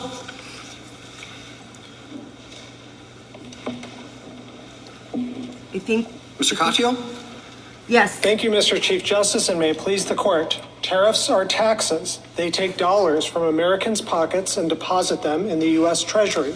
Our founders gave that taxing power to Congress alone. Yet here, the president bypassed Congress and imposed one of the largest tax increases in our lifetimes. Many doctrines explain why this is illegal, like the presumption that Congress speaks clearly when it imposes taxes and duties, and the major questions doctrine. But it comes down to common sense. It's simply implausible that in enacting IEEPA, Congress handed the president the power to overhaul the entire tariff system and the American economy in the process, allowing him to set and reset tariffs on any and every product from any and every country at any and all times. And as Justices Gorsuch and Barrett just said, this is a one-way ratchet. We will never get this power back if the government wins this case. What president wouldn't veto legislation to rein this power in and pull out the tariff power? IEEPA is a sanctioned statute. Okay, bye. It's not a tax statute where Congress gave away the store. Congress knows exactly how to delegate its tariff powers every time for 238 years. It's done so explicitly, always with real limits.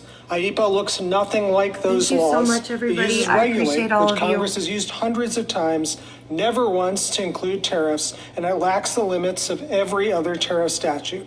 And that is why, even though presidents have used IEEPA to impose economic sanctions thousands of times, no president in IEEPA's 50-year lifetime has ever tried to impose tariffs. And the president bypassed statutes that do address tariffs, like Section 122 for large and serious trade deficits, but that imposes a clear guardrail, 15% cap, 150-day limit.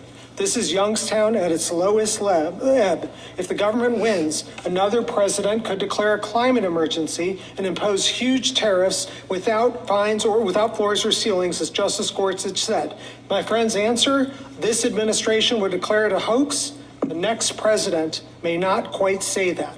This is an open-ended power to junk the tariff laws and is certainly not conveyed by the word regulate. I welcome the court's questions. Wouldn't your argument also apply to embargoes? So, and this is the argument in the fine dissent below, and I think there are three answers to that, Justice Thomas. Embargoes the first is are revenue pause. raising.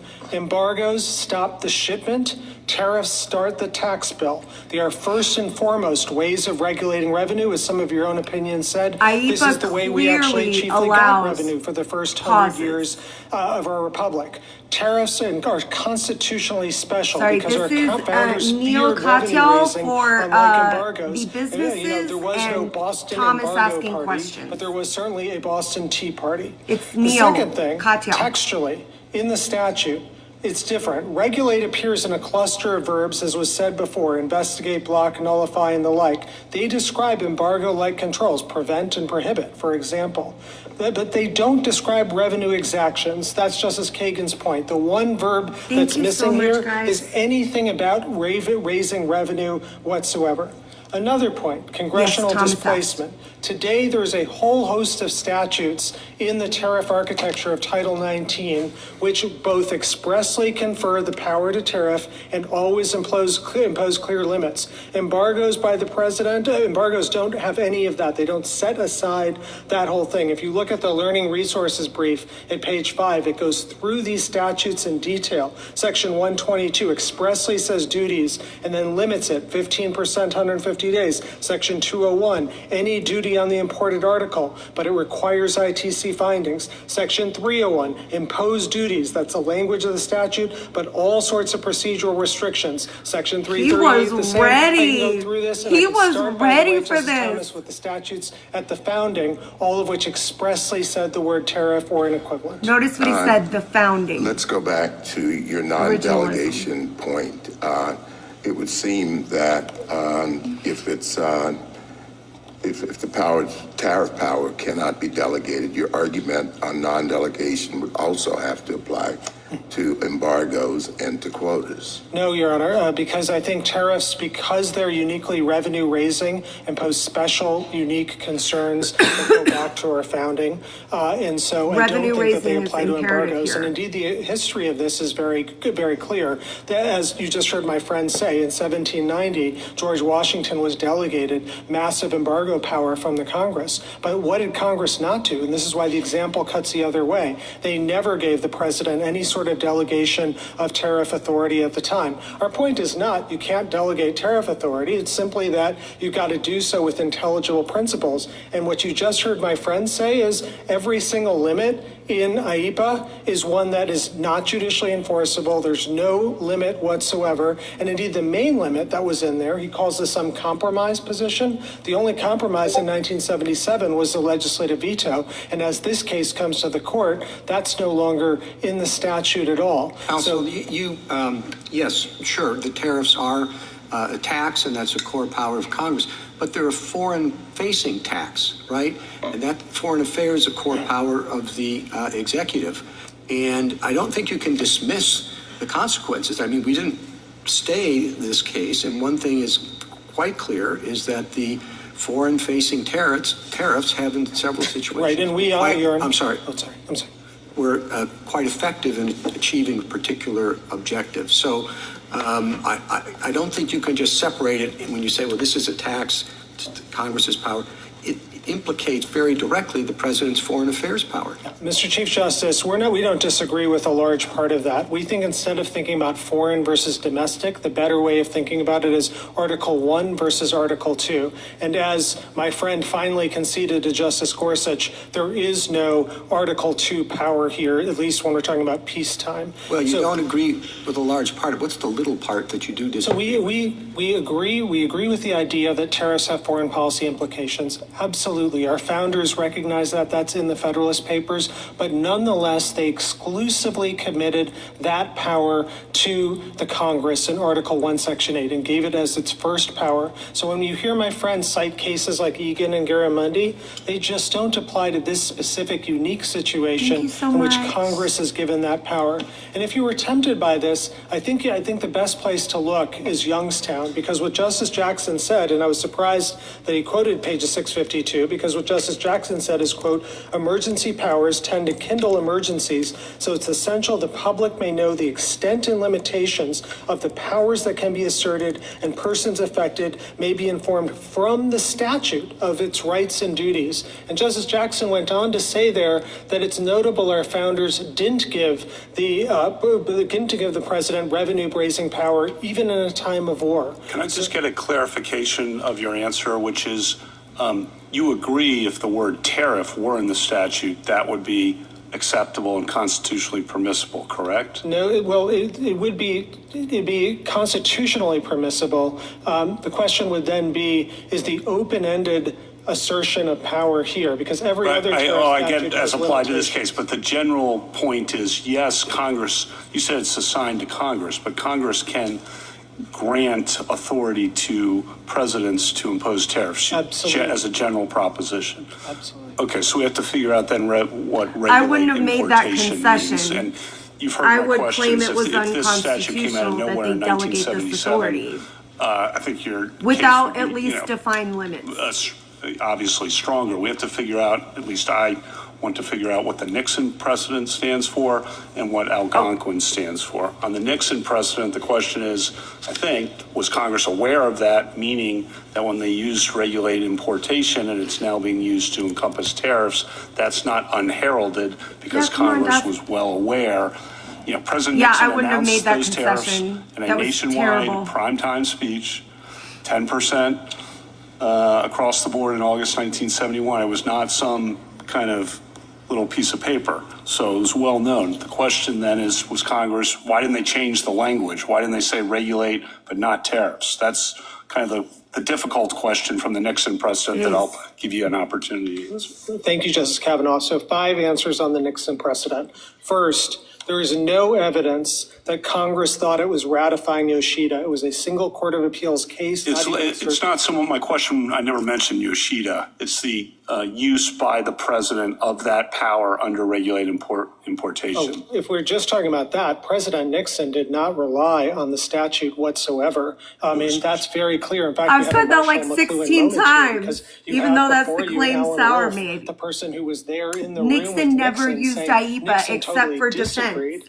of his proclamation. So if we're just talking about Nixon, I don't think it can get the government where it Go to your other four. Other four. So I think the only way it does any work is if the president is through the vehicle of Yoshida, and that's what I take it the government is arguing. And with respect to that, this cert denied intermediate court of appeals decision, I don't think it can come close to overcoming the clear, plain text. The word regulate words regulate importation. The word regulate has never been used. The Congress uses the term 1,499 times. We've got about that number of hits when we looked at it. And maybe there's some double counting, but it is never used even once to impose taxes or revenue raising. And that was the question that Justice Barrett was asking. And so I don't think that this intermediate court of appeals decision will get you there. And then even if you thought that Congress knew about Yoshida, and even if you thought they liked it, which there's absolutely zero evidence of, I don't think that helps the government for reasons that Justice Alito was pointing to, because Yoshida said 3 things. A, TWIA doesn't give the unlimited authority that the government is seeking here. B, they were only upholding the limited specific assertion of authority that President Nixon sought there. And third, going forward, playing with their the solution, they said in by footnote pulling an 33 Alito into was this. to use Alito's section talked like 2 122 or of the 3 times, and he 1974 Trade never Act, shuts the fuck 15%, up. 150 days. So we have no problem with the president doing that. It's just that this president has torn up the entire tariff architecture. You know, for example, he's tariffing Switzerland, one of our allies, which we have a trade surplus, 39%. That is just not something that any president has ever had the power to do in our history. And the idea that Congress, by implication, did this in 1977 and handed him all this power, I think is really difficult. Just ask the other. Go ahead. Justice, let's start with just the bare statutory language. You have arguments about structure, you have arguments about history. There are strong arguments, but let's just start with the bare statutory language, regulate importation. if we disregard all of the rest, would you I dispute like that that Gorsuch would always include gets up the on his imposition mic. of a fee? So if it's revenue, yeah, we do dispute that, absolutely. What if there were a statute that said, I mean, suppose that there's a particular national park that's very crowded, and Congress passes a statute that says the National Park Service may regulate admission to the park. Would you say, well, that does not allow them to impose a fee? So, Your Honor, sometimes we think of fees as not revenue raising, but rather capturing the cost of government services. In your example, the going to the park, that may, those kinds of cases, which I think. Suppose it goes beyond the cost of running the park. Congress just wants to control admission to the park, regulate admission. Wouldn't that include the imposition of a fee? So I'm not hearing if it doesn't raise wavering. revenue, Maybe I'm wrong. and it's not about that, then I think that's maybe fine. this is- If it does, It raises revenue. That's then I think it's a that's tougher- the hypothetical. That wouldn't apply. So I think in that circumstance that it wouldn't be a regulation in context, it wouldn't be permitted. That is, at least in the context of tariffs and trade, we know Justice Well, Jake Alito. Honk, you can gets into fucking your take your other finger out of your arguments. ass We and start scroll. out If you don't like me with the bare talking, statutory don't come in language. here. Go watch this on the Supreme Court site. That was what my question was about. Do you think all tariffs are revenue raising? Suppose that instead of imposing these across the board tariffs, suppose that an executive order imposed a tariff on one particular country and provided that this would take effect in 90 days. They always talk over them. Suppose They don't that care. within those 90 days, an agreement is reached with that country so that no tariff is ever collected. Would that be a revenue raising tariff? I take it the initial point and on its face, it is revenue raising, that's what it's for. And so I think that would. And look, I don't doubt that there are edge cases. That is what this court's confronted just recently in FCC versus Consumer Research. And you said, look, what is a tax? It's sometimes very hard. What is revenue raising? This is obviously revenue raising. Their own brief to the court says it's going to raise $4 trillion. I think you're right, Justice Alito, Lance. you I and your think this is Consumers Alito. Research I'm sorry. dissent, or Justice Gorsuch's dissent. He usually that has you this like joined, quaver said to his taxation voice, is so special I and didn't different. hear it. And it is the most And the powerful voices thing the kind of government blend does. together And the sometimes, idea so that my Congress, apologies, guys. when they know exactly how to write tariff and tax statutes, gave this power by implication through the word regulate, I think is very, very hard Well, to contain. you cite many different statutory provisions that impose tariffs. Yes, it's New York and you law. have a point if that's the relevant universe. What if the relevant universe is tariffs that are imposed in emergency situations? Yes, so I think it cuts the other way. So, as Justice Jackson said, it's when you're in an emergency situation, the statutes actually have to speak with more precision. The public needs to know because emergencies beget emergencies. And I would say He the should have best way made of the, understanding never made the what Congress does concession in that it might be emergencies is to look at their constitutional. emergency I would have statutes. never made that Not one concession. has ever given the president a taxation power or a tariff power. We've had all sorts of emergencies for 238 years. No president has ever said, oh, the way to deal with that is I need to No, have I a listen to tariff him all the authority. time, And as Meryl. Justice The guy Sotomayor voices said, just kind of IEPA tend to gives cross over already a quota sometimes. power, so The you women can I can get tell what the easily. foreign policy piece of it is through that. I'd also say, Justice Alito, Dames and Moore, which the Chief Justice Yep, Ms. referred Alito. to earlier, Thank you so I think much. is really important here. Sorry, I told because the Justice Solicitor Gorsuch. General in that case made a similar argument to what you just heard on the claims provisions. He said it falls within regulate. Regulate is a capacious term. He said, Justice Alito, what you said, this is an emergency situation. And he said you've got to defer to the president on a major issue of national security about this I agree, very statute. Alex. And what did the court do? It rejected those arguments and They're said gonna IEPA lose doesn't because he cover made this. that You say fucking that this is concession. not, this I'm case already does feeling not, this. that these executive orders do not address an unusual and extraordinary threat. I understand that argument. Suppose that the facts were that it was suppose that there was an imminent threat of war. Not a declared war, but an imminent threat of war with a very powerful enemy whose economy was heavily dependent on U.S. trade. Somebody Could a mute president Kristen under who's this modding in provision here. impose a tariff as a way of trying You're to just gonna come in stave here and off that repeat war? Or shit. would you say, no, the president lacks that power? Couldn't do tariff, but could do quota, embargo, all of those things. Could do all those things, but the president could not impose a tariff. Because there's That's a one thing he couldn't do. There's a category shift between a tariff and the other 8 powers in IEPA because it is revenue raising. So it's not a difference in degree or something like that. That's why, I don't doubt tomorrow. Even if the purpose of this had nothing whatsoever to do with raising 1 penny. The president didn't want to raise 1 penny. The president wanted to deter aggression that would bring the United States into a war. He would say, no, can't do that. Yeah, just Alito, I think you've said many times the purpose isn't what you look at. You look to actually what the government is I already doing. knew Alito and you Thomas disagree, were going to if you present think like we're, this. Kavanaugh's a waffler. If you ruled for us and the president says, I need this power, But you I can want go to see across what the street to Barrett, Congress Roberts, tomorrow and get it by a and simple Gorsuch do majority through here. reconciliation. I want to see. But if you vote for them, this I power, don't as know. Justice I'm just Gorsuch saying said, as I Justice feel Barrett strongly said, that was is a going to be bad stuck with concession us to make. forever. The power to Can I jump. ask you? Okay. I just wanted to give you a chance to address kind of the other argument that's been submerged here textually. Again, just bare text for a moment, okay? We've been focused on regulate importation, but actually the statute says the president may, by means of licenses or otherwise, regulate importation.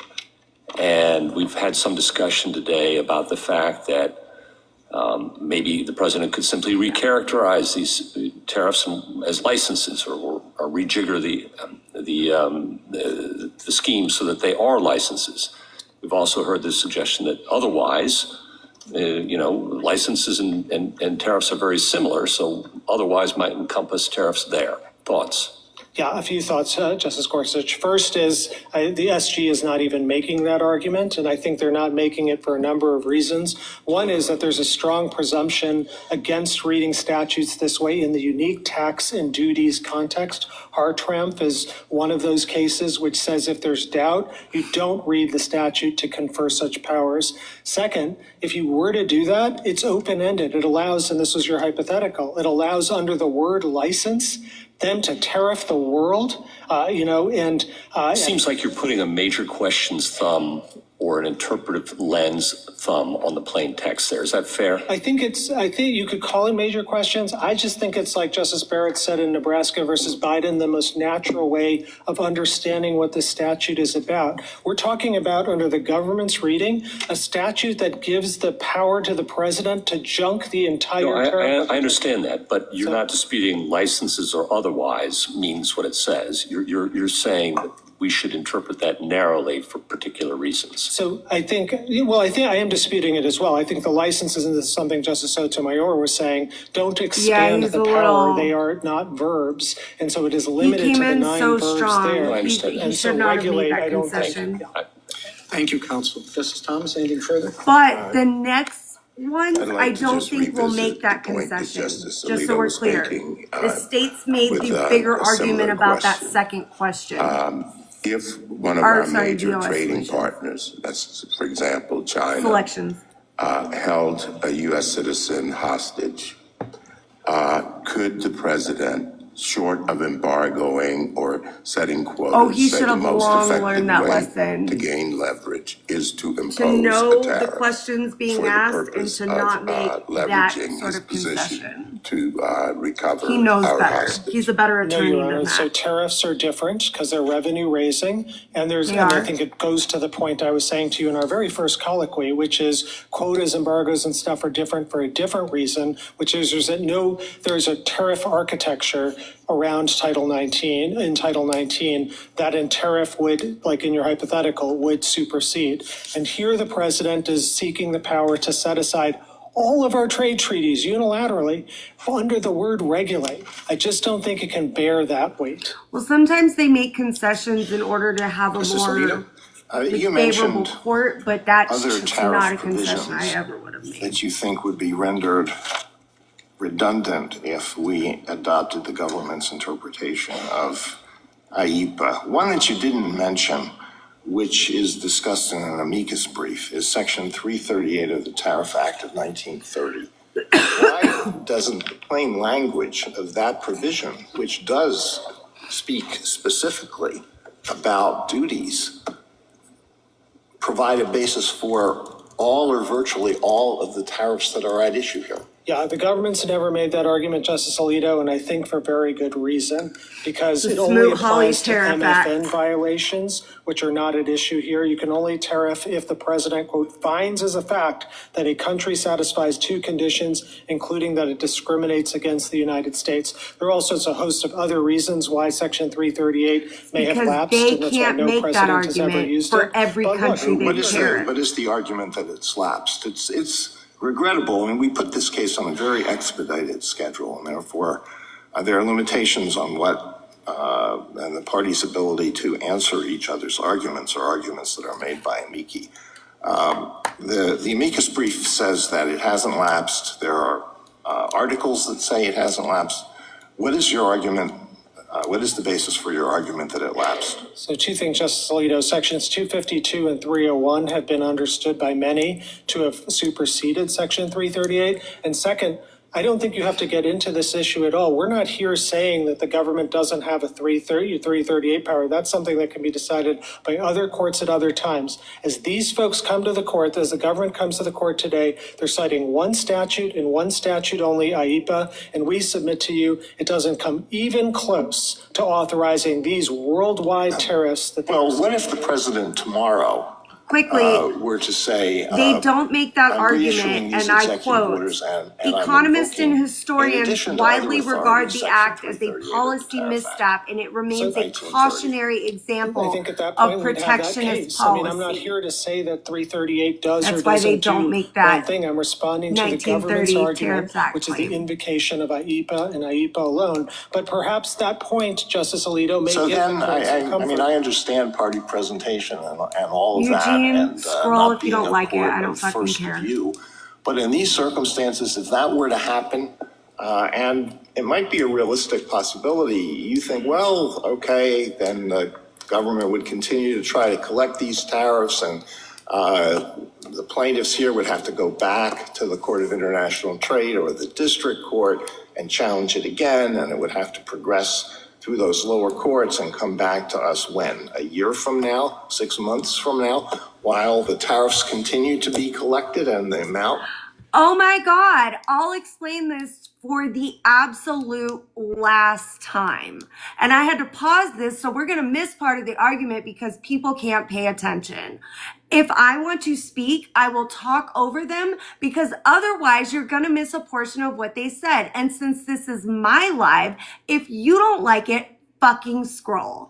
Thank you so much. Because we'll give the refunds later on, and now they're suggesting. Well, that wasn't my question, Mr. Gael.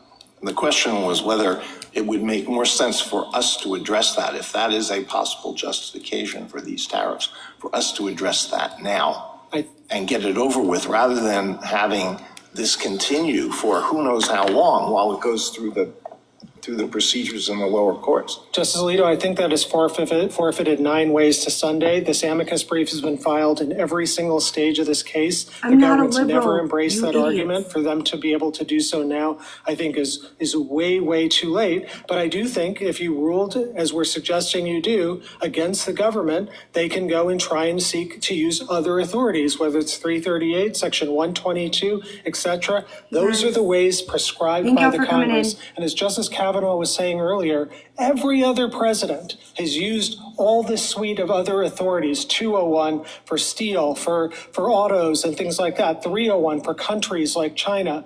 This president has come along and said something different, and with all due respect, we don't think IEPA allows him to do this junking of the worldwide tariff architecture. So I think both are sitting in a bad position right now, Trump and the opposing side. Immediate predecessors on the question of imposing tariffs or allowing free trade? What was their policy view on that question? There's been a variety of different views about that, but the executive order, my friend said, well, prior presidents had no occasion to use the tariff power, which is belied by the very executive order he's defending here, which says that the trade deficits have been large and persistent every single quarter since 1976. And we've had trade wars. President Reagan initiated, different ones and the use of different authorities, but never once did a president try and seek a IEPA as the basis to rewrite the entire tariff code. I found it interesting to hear you make the non-delegation argument, Mr. Katyal. I wonder if you ever thought that your legacy as a constitutional advocate would be the man who revived the non-delegation argument. Heck yes, Justice Alito.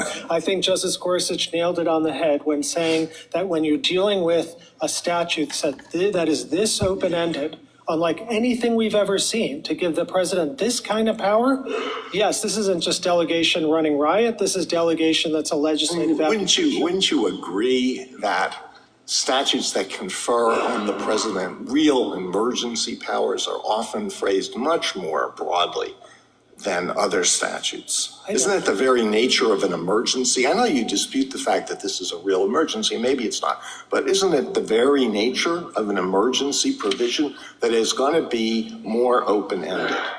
So, Justice Alito, we think it actually cuts the other way, as I was saying earlier. That's what Justice Jackson said.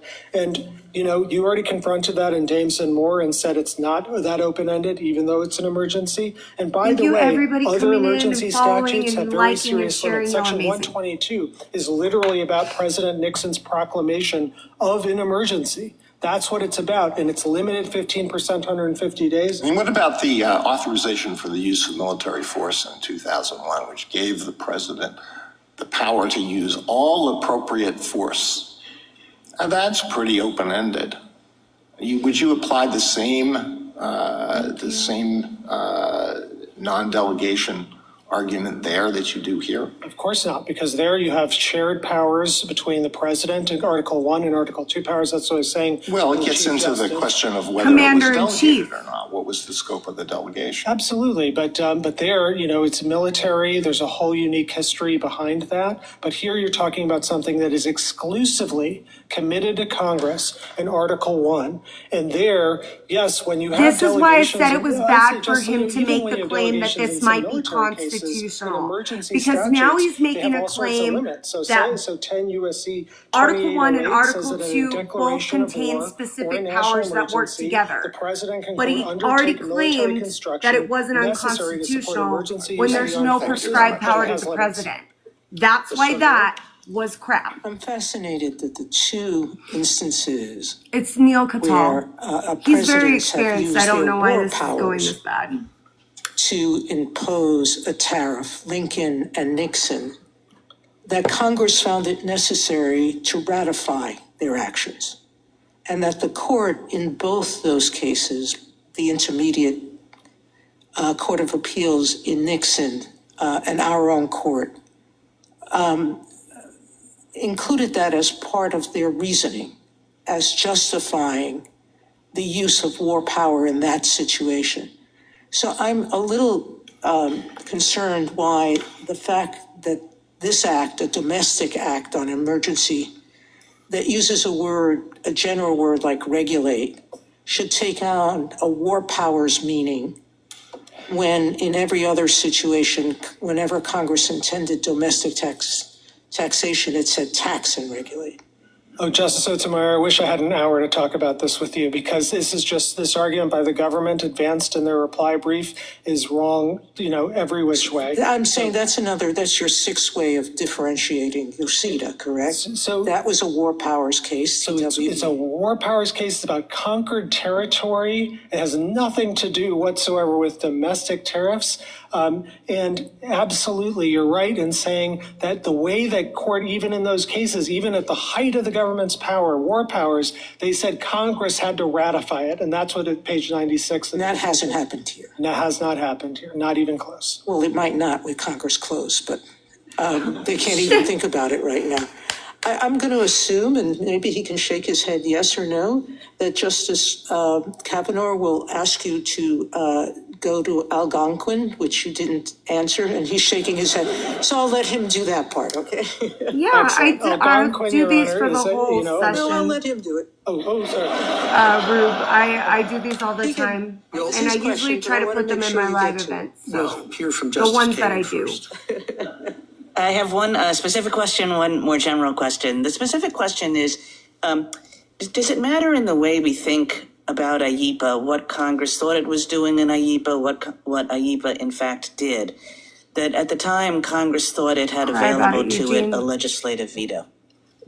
I do think it's relevant, at least for delegation purposes, because, as this case comes to the court, the one check that was in there, the so-called compromise, is a legislative veto which now The no marriage longer one, exists. they haven't And that's even why I decided said if to they're Justice taking Alito, it. I think this they're statute reviewing now it looks unlike on the any other 7th. statute That's their next with review respect to day. I guess I'm wondering whether, though, it cuts against you as Like, well. the that docket's Congress only thought set it had a through December legislative right veto, now. so it didn't put They haven't in even a given variety of cert on checks all that the it might have cases put yet. in had it not thought it had a legislative veto. And, that's just tough luck on Congress now. Yeah, I don't think so. I mean, Justice Kagan, I think it's a very tough common sense argument to make because every single delegation of tariff power statute from Congress to the president always has limits, and including, Section 122 passed just right before IEPA had, in the case of the exact problem that this executive order is dealing with, large and serious trade deficits, it said the way to deal with it is 15%, 150 days. The idea that 3 years later they just said,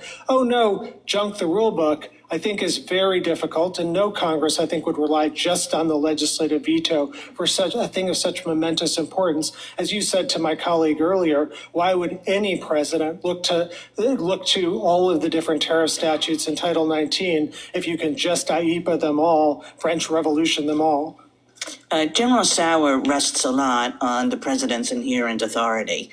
And I want to make sure I understand your answer to the Chief Justice and to Justice Alito as to where you think that authority exists in a way that actually would affect our interpretation of a statute, and where you think it doesn't, and why this falls into the second category, given that, in General Sauer's view, this is obviously what the Chief Justice called foreign-facing. Yeah, so it may be foreign-facing, but there is still no Article 2 power whatsoever. There is no citation whatsoever in the government's brief to any notion that. Okay, so they kind of keep circling back around the same thing. So really want to explain this and where this becomes problematic. They keep going back, like they keep fucking with this question. And then they were asking about the power that was given to Bush and it's still in effect, right? That like he could do whatever he needed to do for this whole 9/11 shit. The problem that we run into, right, is that he answered, yeah, it was fine to do that. But he also, you have to look at prescribed powers. And he was saying, well, there's a dual, there's a crossover between Congress being able to declare war, but the president being the commander in chief. But he said this was unconstitutional, but there's no specifically prescribed powers to the president to tax and levy. He has some foreign powers, like over foreign affairs. However, tariffs are not the only way that you regulate imports. And included the power to tariff. Story, Madison, okay? So that's sort of a problem, right? Regulate is a capacious verb. And then you've got the otherwise language as well, which we've sort of discussed.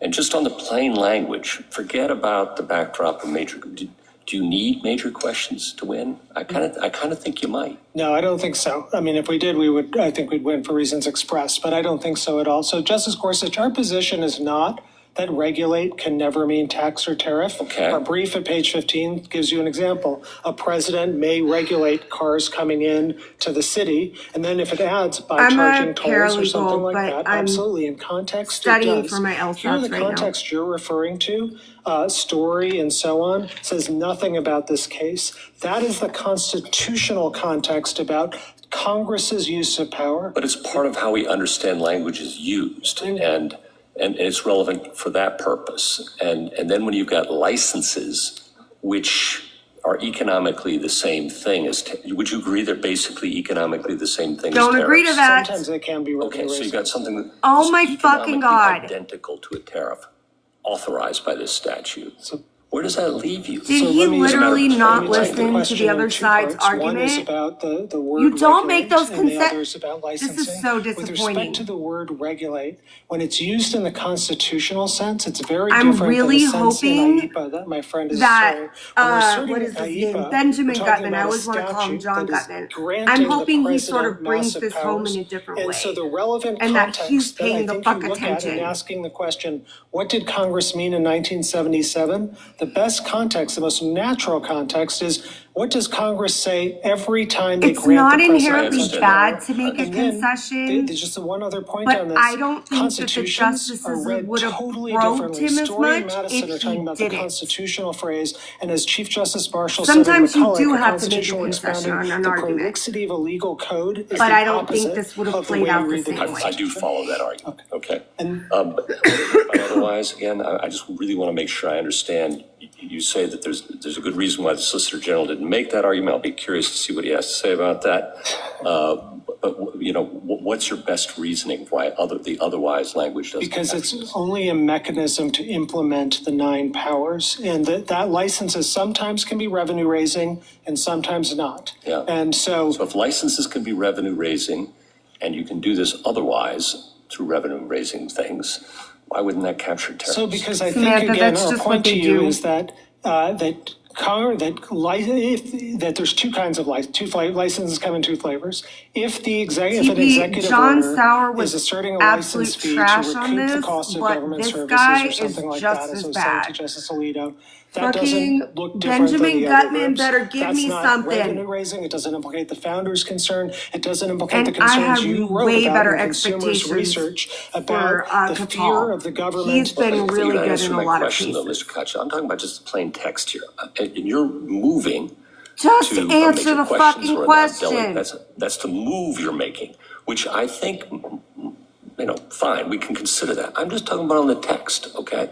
It says by means of licenses or No. otherwise. You've conceded that The licenses are people economically arguing equivalent to against tariffs. the tariffs are And the fighting for statute their says life by right means now. of licenses or otherwise. He didn't. Regulate. He was just It's ill only a means, prepared and we looked at the and Yeah, it's a means. completely Yeah. fucked Why isn't tariffs by a the permissible means argument on the and the statute? fact that he Because wasn't again, it giving has to be related concessions. to the 9 So- powers that. Well, license I can guess be, this is just we have going to either acknowledge way. that. And you've said a license can raise revenue. I'm and gonna you've say this said is up in license the is air. equivalent I to a can't tariff tell you how they're gonna roll on economically. this. So what about otherwise? So Justice Gorsuch, if the license or the otherwise is raising revenue, then it is a difference in kind from the other verbs. And we looked at the history of These aren't verbs licenses either. under TWIA, and we were not able to find any involving licenses or license fees. Okay.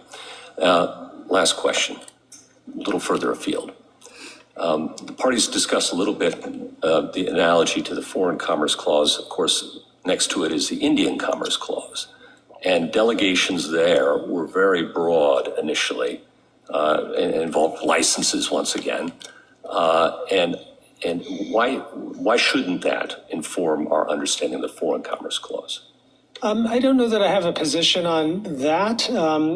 It maybe is a little too afield for me to. Well, if the president has broad authority in one part of the Commerce Clause, why wouldn't he even in the next door neighbor? Oh, I see. He's trying to help has you. Specifically been given the exclusive I don't know. power Gorsuch over on tariffs, my, and the so if jury's they're to still out part for me with on it, Gorsuch. I I don't think as think this he court was has said filling in Sauer's J.W. argument Hampton, which is more the than tariffs he's not case. You feeling say this the one. same principle would apply with tariffs with the Indian Commerce Clause. Is it a tariff-specific argument? I think it's at least intelligible principles is what this court has used for tariffs specifically, and we think that's the way you should look at this. And then under intelligible principles, this is miles away from any delegation we have ever seen. Thank you. Justice Kavanaugh? Just on the Nixon point, because you said. Oh my God, why the fuck do we keep bringing up Nixon? He didn't use That was IEPA. a 10% worldwide tax on every import into the United States, I believe. I mean, we don't need, I just think that's a fact. You have arguments about that. You made good arguments about that, but just wanted that point to be clear. On Algonquin, to pick up on Justice Sotomayor's kind assist. Your argument here is that the statute has to use the word tariffs, I think, basically. And we went through Nixon and Yoshida, but then Algonquin, the statute for 232, does not use the word tariffs. It uses adjust imports. Kavanaugh, And President Thomas, Ford had Alito imposed are again definitely a going pretty with Sauer. significant tariff on Trump oil admin. imports. It was challenged. It got to this court. The attorneys standing where you Gorsuch, are I stood don't up and think said so. the license fee Barrett now before the court and involves the Roberts, I'm broadest not sure. exercise of the tariff power in the history of the American Republic. In fact, we would have to go back to George III's stamp tax to determine as broad an executive power as claimed in this case. The statute is a simple one. It does not mention the tariff on its face. The argument there was the word tariff was not mentioned, used to adjust imports. The court, obviously 9-0, rejects that argument, in part because, as others have pointed out, the court does a lot of questioning. Well, what's the difference between a quota and a tariff? And what's the difference between an embargo and a tariff? And so when the court writes the opinion, it says we find no support in the language of the statute, the language, for respondents' contention that the authorization of the president to adjust imports should be read to encompass only quantitative methods, i.e. quotas, as opposed to monetary methods, i.e. license fees, of effecting such adjustments. So on your basic point that you need the word tariff, Algonquin says you don't need the word tariff. And that was President Ford's oil imports. It's 9-0. The oral argument goes through this. Your answer. There's a lot there, Justice Kavanaugh, so please bear with me. The First, part I'd like he's to not leaving out about clarify this, what our position the is part generally, Kavanaugh and then did deal with not that throw background. in Our position is is not that you have to that use will the not word threaten tariff to or any other impair magic word. national It's true that security. Congress has used a It's part of specialized Algonquin. vocabulary since the founding, since 1790, using words like tariffs or duties. But as I was saying earlier to Justice Gorsuch, you could even use the word regulate, as our page 15 of our brief says, or you could even imagine something that says, quote, the president may regulate importation by requiring importers to pay 10% of the value of goods to the Treasury. So I don't think you have to use any particular word. The question is in context, Algonquin didn't have anything like that, but keep going. So Algonquin does have, I think, a context that's miles apart from what the government is seeking here to do with IEPA. So first of all, it is a common sense statute. I understand there's some rhetoric by common sense reading of the statute. I know there's some rhetoric by the lawyer who stood here before, which is of course forgivable. But it was a statute about one.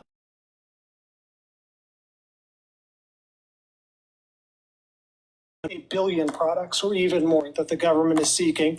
The Algonquin was expressly a trade statute. It was the 1962 Trade Act. It's everything this case isn't. Algonquin had a specific reference to the word duties in a separate provision. Algonquin had a legislative history that was clear as day that the president was given this power. My I goal understand one this day, court Alex. today doesn't Maybe look you'll to see me in legislative front of the history, Supreme Court. but the way Algonquin got to where it was by saying the legislative history, the chief sponsor of the act. I think I'll disagree with you on that. It does a plain text and then says, is there anything in the legislative history to defeat the plain text? So I disagree pretty strongly with you on that, but it doesn't defeat your point. Keep going. Okay, so I'd also say, maybe the most important point, 232, our argument is not just that you have to specifically authorize a tariff with some. Hold on real quick. I want to read y'all exactly what FEA v. Algonquin is. The president is authorized to take such action for such time as he deems necessary to adjust the imports of the article and its derivatives so that imports of the article will not threaten to impair national security. That's the specificity of Algonquin. Statutory factors Congress says the president must look at before acting. There are public hearings, there are limited remedies, quote, to the extent necessary. All of that is in the statute. All of that is in the Algonquin opinion. None of it is in IEPA. That's the problem. And that's why, just like James and Moore, the Algonquin case said this is a very limited decision, limited just to the facts. Thank you. Justice Barrett? So this license thing is important to me.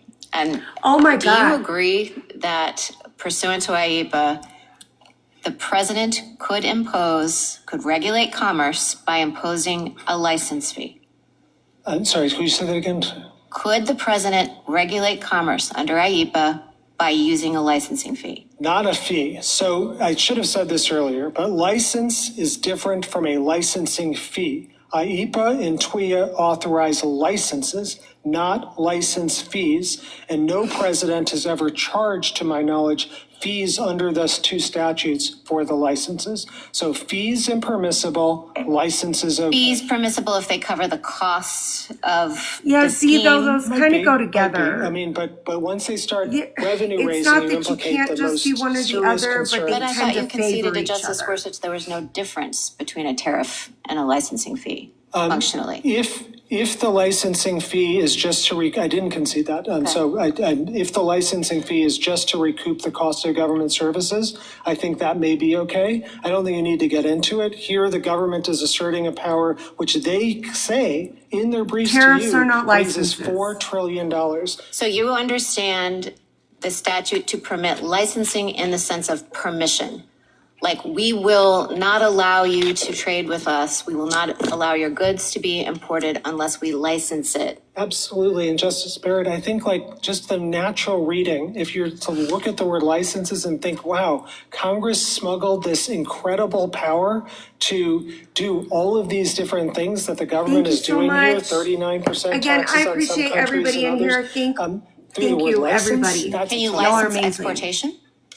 I don't think so, for the reason that, Well, right now, I actually Well, it looked into depends. this. I mean, I think you, maybe not licensing fees. Exactly. But could you license exportation, like saying we're not going to allow certain products that have national security implications to be exported? Yes. So licensing could be used in that sense, not as a revenue raising measure. Yes. Okay. So you went back and forth with Justice Gorsuch about the implications of the president's authority over foreign affairs and whether the major questions doctrine applies.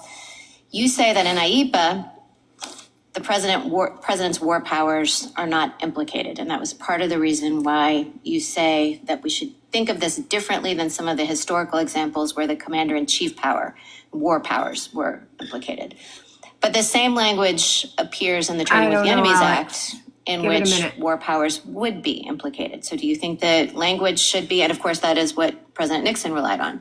So do you think that the language would be interpreted differently in that context, even though the commander-in-chief power and the war power would be implicated? 100%, I think, would be interpreted differently. Justice Jackson. Same regulate commerce language. Yes, because once you're carrying over wartime precedents to peacetime for Okay, I don't understand that then, because everybody agrees the language in IEPA came from the Trading with the Enemy Act. So you're saying it has one meaning in the Trading with the Enemy Act and a different meaning in IEPA, that same regulate commerce? No, I think that the conquered territory language and all of that may go to the president's Article 2 powers as inherent powers in conquered territory, but I don't think it gets the government where they need to go. The CAC brief and the brief by Professor Paul Stephen goes through and explains why in 1933, when Congress decided to bring these concepts into peacetime, it severed the wartime roots. And there's an extensive legislative history. Okay, I understand that, but I thought that was about, maybe I'm just not tracking. I mean, I think there's been some discussion of whether the president would have inherent Article 2 authority in wartime to impose tariffs to this end. Is that what you're talking about? Are you actually talking about a statute that said regulate importation in wartime? And you think it could have the tariff power conferred through that language in a war-making statute, but not in IEPA? No, I don't think it confers it in either place. I think the president it's located, the president's power. But didn't he conquered say territory is earlier not he in would the have Treaty those with Enemies wartime Act or powers? anything like that. Maybe So I'm it's not inherent tracking. constitutional power coming from the law of war. Okay. This And then is so if disappointing. you win, Sorry, I'm tell me how the diabetic, reimbursement so process would work. give me Would it just be a a minute, complete guys. mess? I mean, you're saying before the government promised I gotta take reimbursement medicine. and now you're saying, oh, well, that's rich, but how would this work? It seems to me like it could be a mess. So the first thing I'd say is that just underscores just how major a question this is. The very fact that you were dealing with this with quotas, there's no refund process to the tunes of billions of dollars or embargoes, but there is here. But I told for y'all our to case, buckle the way it in. would work This could is, go in this way case, the longer than government 80 minutes. stipulated for the 5 plaintiffs that they would get the refunds. So for us, that's how it would work. Your question, I take it, is about everyone else. We don't have a class action or anything like that. With respect to everyone else, there's a whole specialized body of trade law, and it's in 19 U.S.C. 1514 outlines all these administrative procedures. It's a very complicated thing. There's got to be an administrative protest. There was a harbor management case earlier that this court was involved with in the United States to not contradict in which, the everything refund he process says. took a long time. Sour for did. any number This of guy's claims doing and it. equitable relief. So a mess. So it's difficult, absolutely.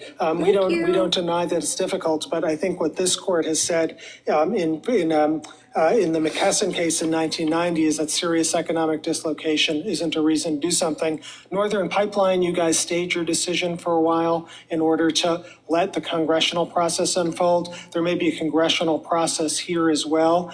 You may be able to also be that this court could limit its decision to But if he ever prospective ends relief under sometime the John Q. today, Howard's case. So there's lots Jesus, of I thought possibilities. sour ran long. Justice Jackson? So I think I read Algonquin differently than Justice Kavanaugh. When I look at its analysis, I'm it agreeing with absolutely her. does a I'm textual reading it very review, but then differently it than he says, did. quote, turning from Section 232's language to its legislative history, again, there is much to suggest that the president's authority extends to the imposition of monetary exactions. And I appreciate that. Perhaps that factor Probably 30, is no 40 longer minutes. in vogue.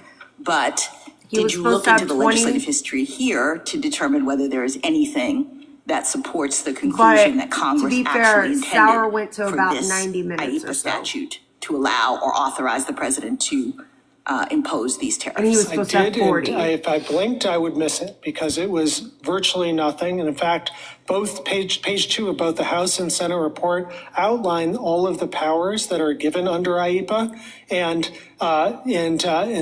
none of them have tariff. There's one brief mention of tariff in the legislative history, but nothing else. And by the way, IEPA passed by voice vote. It was, there was not controversial. We don't deny IEPA is a big, major statute. He's made entirely too many Did concessions. it authorize tariffs? One of the most contested things since our founding. And you say there's nothing in the legislative history to suggest it. Now, to the extent that Congress did authorize the president to do something, that those verbs are there, that the Congress was giving the president some authority, do you see a theme connecting those verbs? What was Congress trying to do? And let me just say that I see in the Senate report, which I mentioned earlier, that Congress says that it was trying to give the president the authority to, quote, control or freeze property transactions where a foreign interest is involved.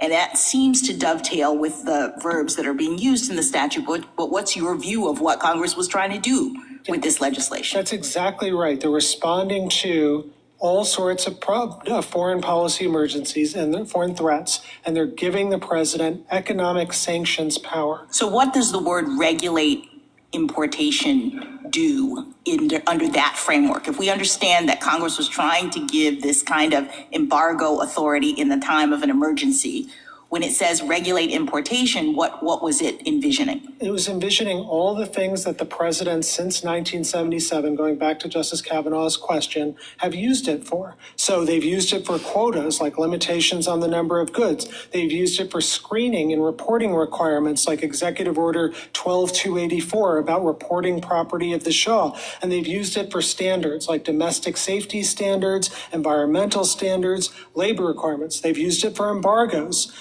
So all of those are things that I think Congress had in mind in IEPA. And I think the proof of this, that it's not this massive statute that allows the government to do anything, is Dames and Moore itself, because this court rejected the idea that regulate includes the claims extinguishment that was at issue in that case. It's a much more limited statute.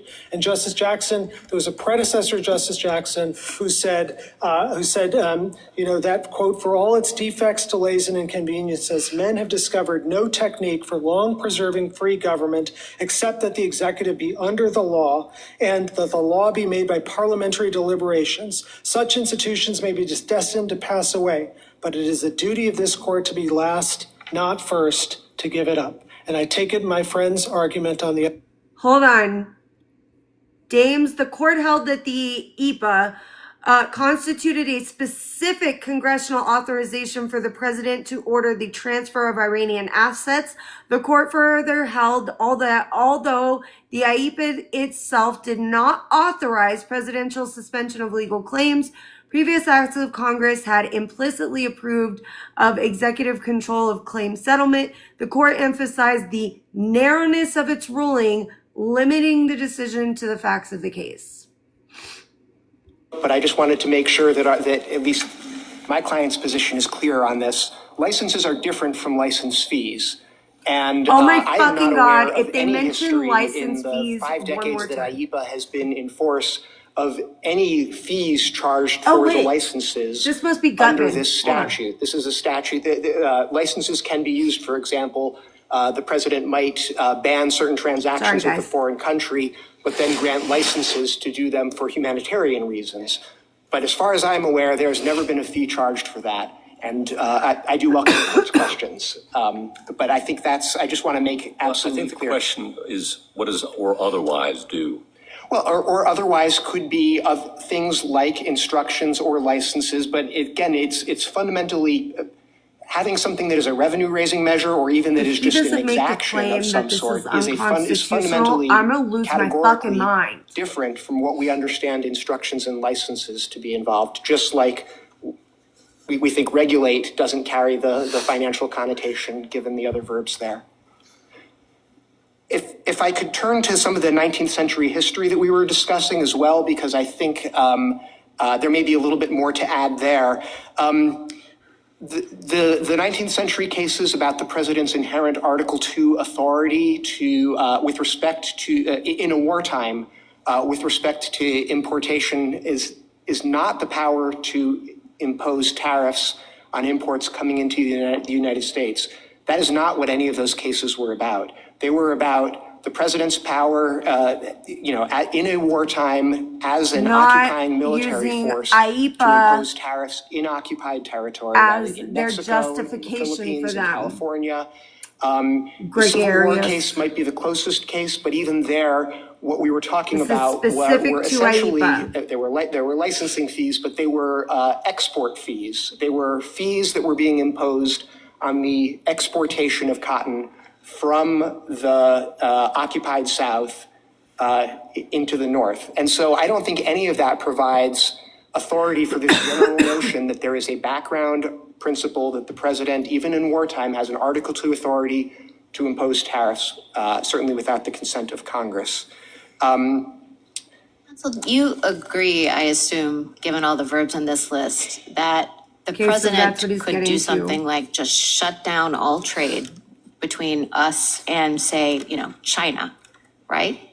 Yes, I mean, there are other limitations in the statute. Okay, so doesn't it seem, and I think this is one of the points that Algonquin makes, and I think it's a point that Justice Kavanaugh was making, doesn't it seem then, I mean, I don't want to use the phrase lesser power, lesser included measure, but doesn't it seem like it would make sense then that Congress would want the president to use something that was less, weaker medicine than completely shutting down trade as leverage to try to get a foreign nation to do something? But you can and the president can in the form of, for example, quotas. But what makes an embargo or quotas fundamentally different from tariffs, as my friend has already explained, is the revenue-raising aspect of that. That makes it a far more significant power. It creates additional danger of overuse. And I think the other point, as Justice Jackson was pointing out, is that it cedes control over whether the transaction occurs from the government to the individuals engaging in this transaction. And that is not what IEPA is intended. What makes something revenue-raising? I mean, fees raise money, and unless they're going to be kind of one-to-one, this is exactly what it costs. I mean, it might raise some surplus. It might raise some extra. So is it the purpose? If the purpose of the fee or the tariff is to raise money, I don't Is it think the purpose that makes it revenue raising, or is it just the fact of surplus created that goes to the treasury? Like, how do we decide this? Yes, I think it's the effect. And to be clear, I think there would be a serious difficulty with interpreting any of these words, even to allow revenue neutral exactions here, because none of them. And again, as far as I'm aware, IEPA has never been used in that way. But I don't. Not even a processing fee? I am not aware of any use of that sort of under IEPA, but even if that is permissible, I think that's permissible precisely because it doesn't have the effect of raising revenue. Mr. Katyal referred to common sense several times, and I want to pick up on Justice Barrett's question because your interpretation of the statute, as she pointed out, would allow the president to shut down all trade with every other country in the world, or to impose some significant quota on imports from every other country in the world, but would not allow a 1% tariff. And that leaves, in the government's words in its brief, an odd donut hole in the statute. Why would a rational Congress say, yeah, we're going to give the president the power to shut down trade? I mean, think about the effects, but you're admitting that power's in there. Yeah. But can't do a 1% tariff. That doesn't seem, but I want to get your answer, to have a lot of common sense behind it. I think it absolutely does because it's a Embargoes fundamentally different power. don't It's raise not a donut hole, revenue. It's a different kind of pastry. Tariffs do. And on that power, that's a good one. On that power, though, and you've said this many times, Maybe Mr. in an Katyal too, originalist look, I get context, this, but obviously. But the court has repeatedly said it's a little tariff shaky. on foreign imports is an exercise of the commerce power, not of the taxation power. And I'm repeating but John Marshall said that, and Joseph Story, and Chief Justice Hughes in the 1933 case. And we've said that quite a bit of time, which seems to at least undermine a bit your point that it's an entirely different power, because if it is foreign commerce power, it's the same power that Justice Barrett was talking about of just embargoing trade with the entire world, which you admit is in this statute. Well, there are a couple of points in there, and I'll try to get to all of them. But I mean, I think all of us agree that context is what matters here. No, and that you certainly could use the word regulate to talk about a tariffing power, like you could use it to talk about a taxing power. I mean, we impose taxes for regulatory purposes as well. But the federal government hasn't identified a single other federal statute that uses the term regulate to authorize tariffs or taxes. That is just a different kind of power. And I thought your point in response to Justice Kavanaugh, it's a different kind of power because the power that's being authorized by this statute is the power to control or freeze trade. That's what Congress was getting at. And so if that's true, then we have to read regulate in that context. That's exactly right. And I think the reason, going back to common sense as to why a legislature might authorize that, is that you might not fear abuse of that power in the same way that you would be concerned about abuse of a power to impose unlimited taxes with no controlling clauses. Well, why is that? Because, I mean, there is a sort of commonsensical intuition that one is, in Justice Kavanaugh's example, that one is greater and one is lesser. So why is that not right? Because, to be blunt about it, there's nothing, one of them, there's something in it for the government, and one of them there isn't. Thank you. Actions Okay. that bring in revenue from the pockets of taxpayers to the Treasury pose a different set of concerns. Our framers were very concerned about that. A different set of concerns, how, why? Because they bring in revenue. And because that creates that seems a little tautological. Like, why is it that the revenue raisers are in a different category? Because if there is some sort of international emergency, and the appropriate way to deal with it is to make sure that no more than 1,000 of this product comes into this country at a particular time. This statute gives the president the power to ensure that exactly no more than 1,000 come into this time. enacted in a real emergency that only because 1,000 real will come into this emergencies, country. you would It cedes create control things over like whether the transaction embargoes to occurs. make sure And what it you don't does is have it products then, that threaten national you know, security adds coming into the revenue country. to, And I don't know the why the Treasury, fuck and that he's is- not making that this is, again, argument. something that our framers thought was extremely important and a core Except- Article 1. But Algonquin, I mean, this kind of goes back to Justice Kavanaugh's point. Algonquin rejects the idea that it was impermissible to use the fees, and we can call them, you know, license fees that functioned as tariffs or duties in that case, whatever. But Algonquin said that Congress could use the exaction of money to control quantity. And I hear what you're saying is like, well, you can control quantity by numbers by imposing hard limits, but not by money. But that's not what Algonquin said. So I guess. Oh, no. Why? Well, and I don't mean to suggest that you can't use exactions to control quantity. What I think Algonquin just shows the importance of context. It might be perfectly natural to read a phrase like adjust imports in the context of a statute that talks about tariffs, in the context of the Trade Expansion Act that has all sorts of provisions about tariffs and about the president adjusting tariff rates. It might be perfectly natural in that context to read a phrase like adjust the imports to be referring to changing tariff rates. It's just as unnatural to read a phrase like regulate importation to discuss that when the statute has nothing to do with tariffs and doesn't otherwise mention tariffs at all. And do you think imposing tariffs is do you think that just blocking all trade is a bigger deal than imposing a 1% tariff across the board? I think it would be a huge deal. It is just a different kind of deal. Algonquin was not a constitutional case, right? Correct. It was a statutory interpretation case. Correct. And so the question there was simply, was Congress actually trying to give, or did Congress in that statute give the president the authority to impose these kinds of exactions? And the court looked at the text And and it looked at the legislative history in which there was a number of clues that Congress had actually intended to do that. You can just declare and anything look an not just at the text of emergency those specific and words, get a but broad also the range of context powers that what could else was in the statute and the fact that some of the raise revenue. factors that the president was supposed to be considering. Keep going. And it would make We've gotta perfect go back sense, to the I think, Constitution in a question. time of emergency Oh, for the many of the and I'll reasons go over that this General one more Sauer pointed time. out, If you don't like that I'm Congress would talking, want the president to go have watch the it kind of somewhere else. authority that is imposed when you are embargoing He's things, not, when you are Alex. stopping the trade, when you are saying, you know, for emergency reasons, we're not letting any of this product come in. I mean, sure, that's a big deal, but the nature of it makes sense in terms of an emergency. I think what you're saying is that the idea that the government would She use literally its just authority gave to him be the raising argument I was revenues yelling about 5 in this minutes ago. situation is a different kind of power. Exactly. This is a statute about giving the president control over assets, over transactions, over access to banking. And tariffs don't do that. You said That's something about exactly tariffs right. tariffs in fact cede control Exactly over right. those sorts of things. So they sort of undermine the goals and the purposes of this kind of statute.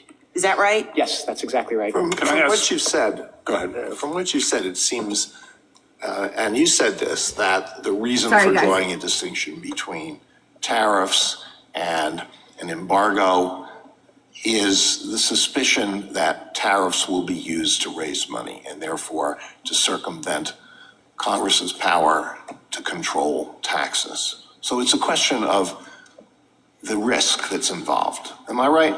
Yes. That's what it boils down to. Yes, well, and it's a question of understanding what Congress would have thought what powers Congress would have thought it was conferring. Would Congress have understood the phrase regulated? Well, I mean, the question is, why would Congress say you can impose a quota, you can impose a ban, but you can't impose a tariff? And your answer, I gather, is because when a tariff is imposed, we're suspect about what's going on. We're suspicious about what's going on. We think that what the government is trying, what the Alex, executive is trying to I don't do is to raise revenue, and that's our business, right? That's Yeah. what it has to be. Yes, and They're we somehow know that every other managing time to that Congress argue has authorized the Well, president. that's it. You're getting that into a this is different argument. Then would you say unconstitutional, the same thing but if the unwilling measure to is say really this about isn't a power an he emergency? has. Eat An shit. undisputed Not in emergency those and a terms, but you really get what I'm saying. dire emergency. Yes, There, would you have the same suspicion? Yes, absolutely. And No. again, I'll refer back to Justice Jackson's concurrence in Youngstown that emergency powers tend to breed emergencies. Look, Biden versus Nebraska, I think, says very clearly. I really don't think you're answering the question. The question is, would you have the same suspicion when it is perfectly apparent from context that what the president is trying to do is to achieve a goal other than the raising of money? I think what I'm trying to say is that you have to. No, what read the I statute am the way saying, that what I Congress am would have saying, not what understood I'm it when it was trying to enacted, say. not What are you how it is fucking used in any saying? particular case. It may be used for very good reasons in a particular Scott, case, man. but the question is, would Congress have understood itself to be ceding this power with no limits, unlike every other tariffing statute, with All no right, limit? I know that point. Let me ask you an unrelated question. Mr. Katyal listed some of the things that presidents have done under IEPA, such as screening imports.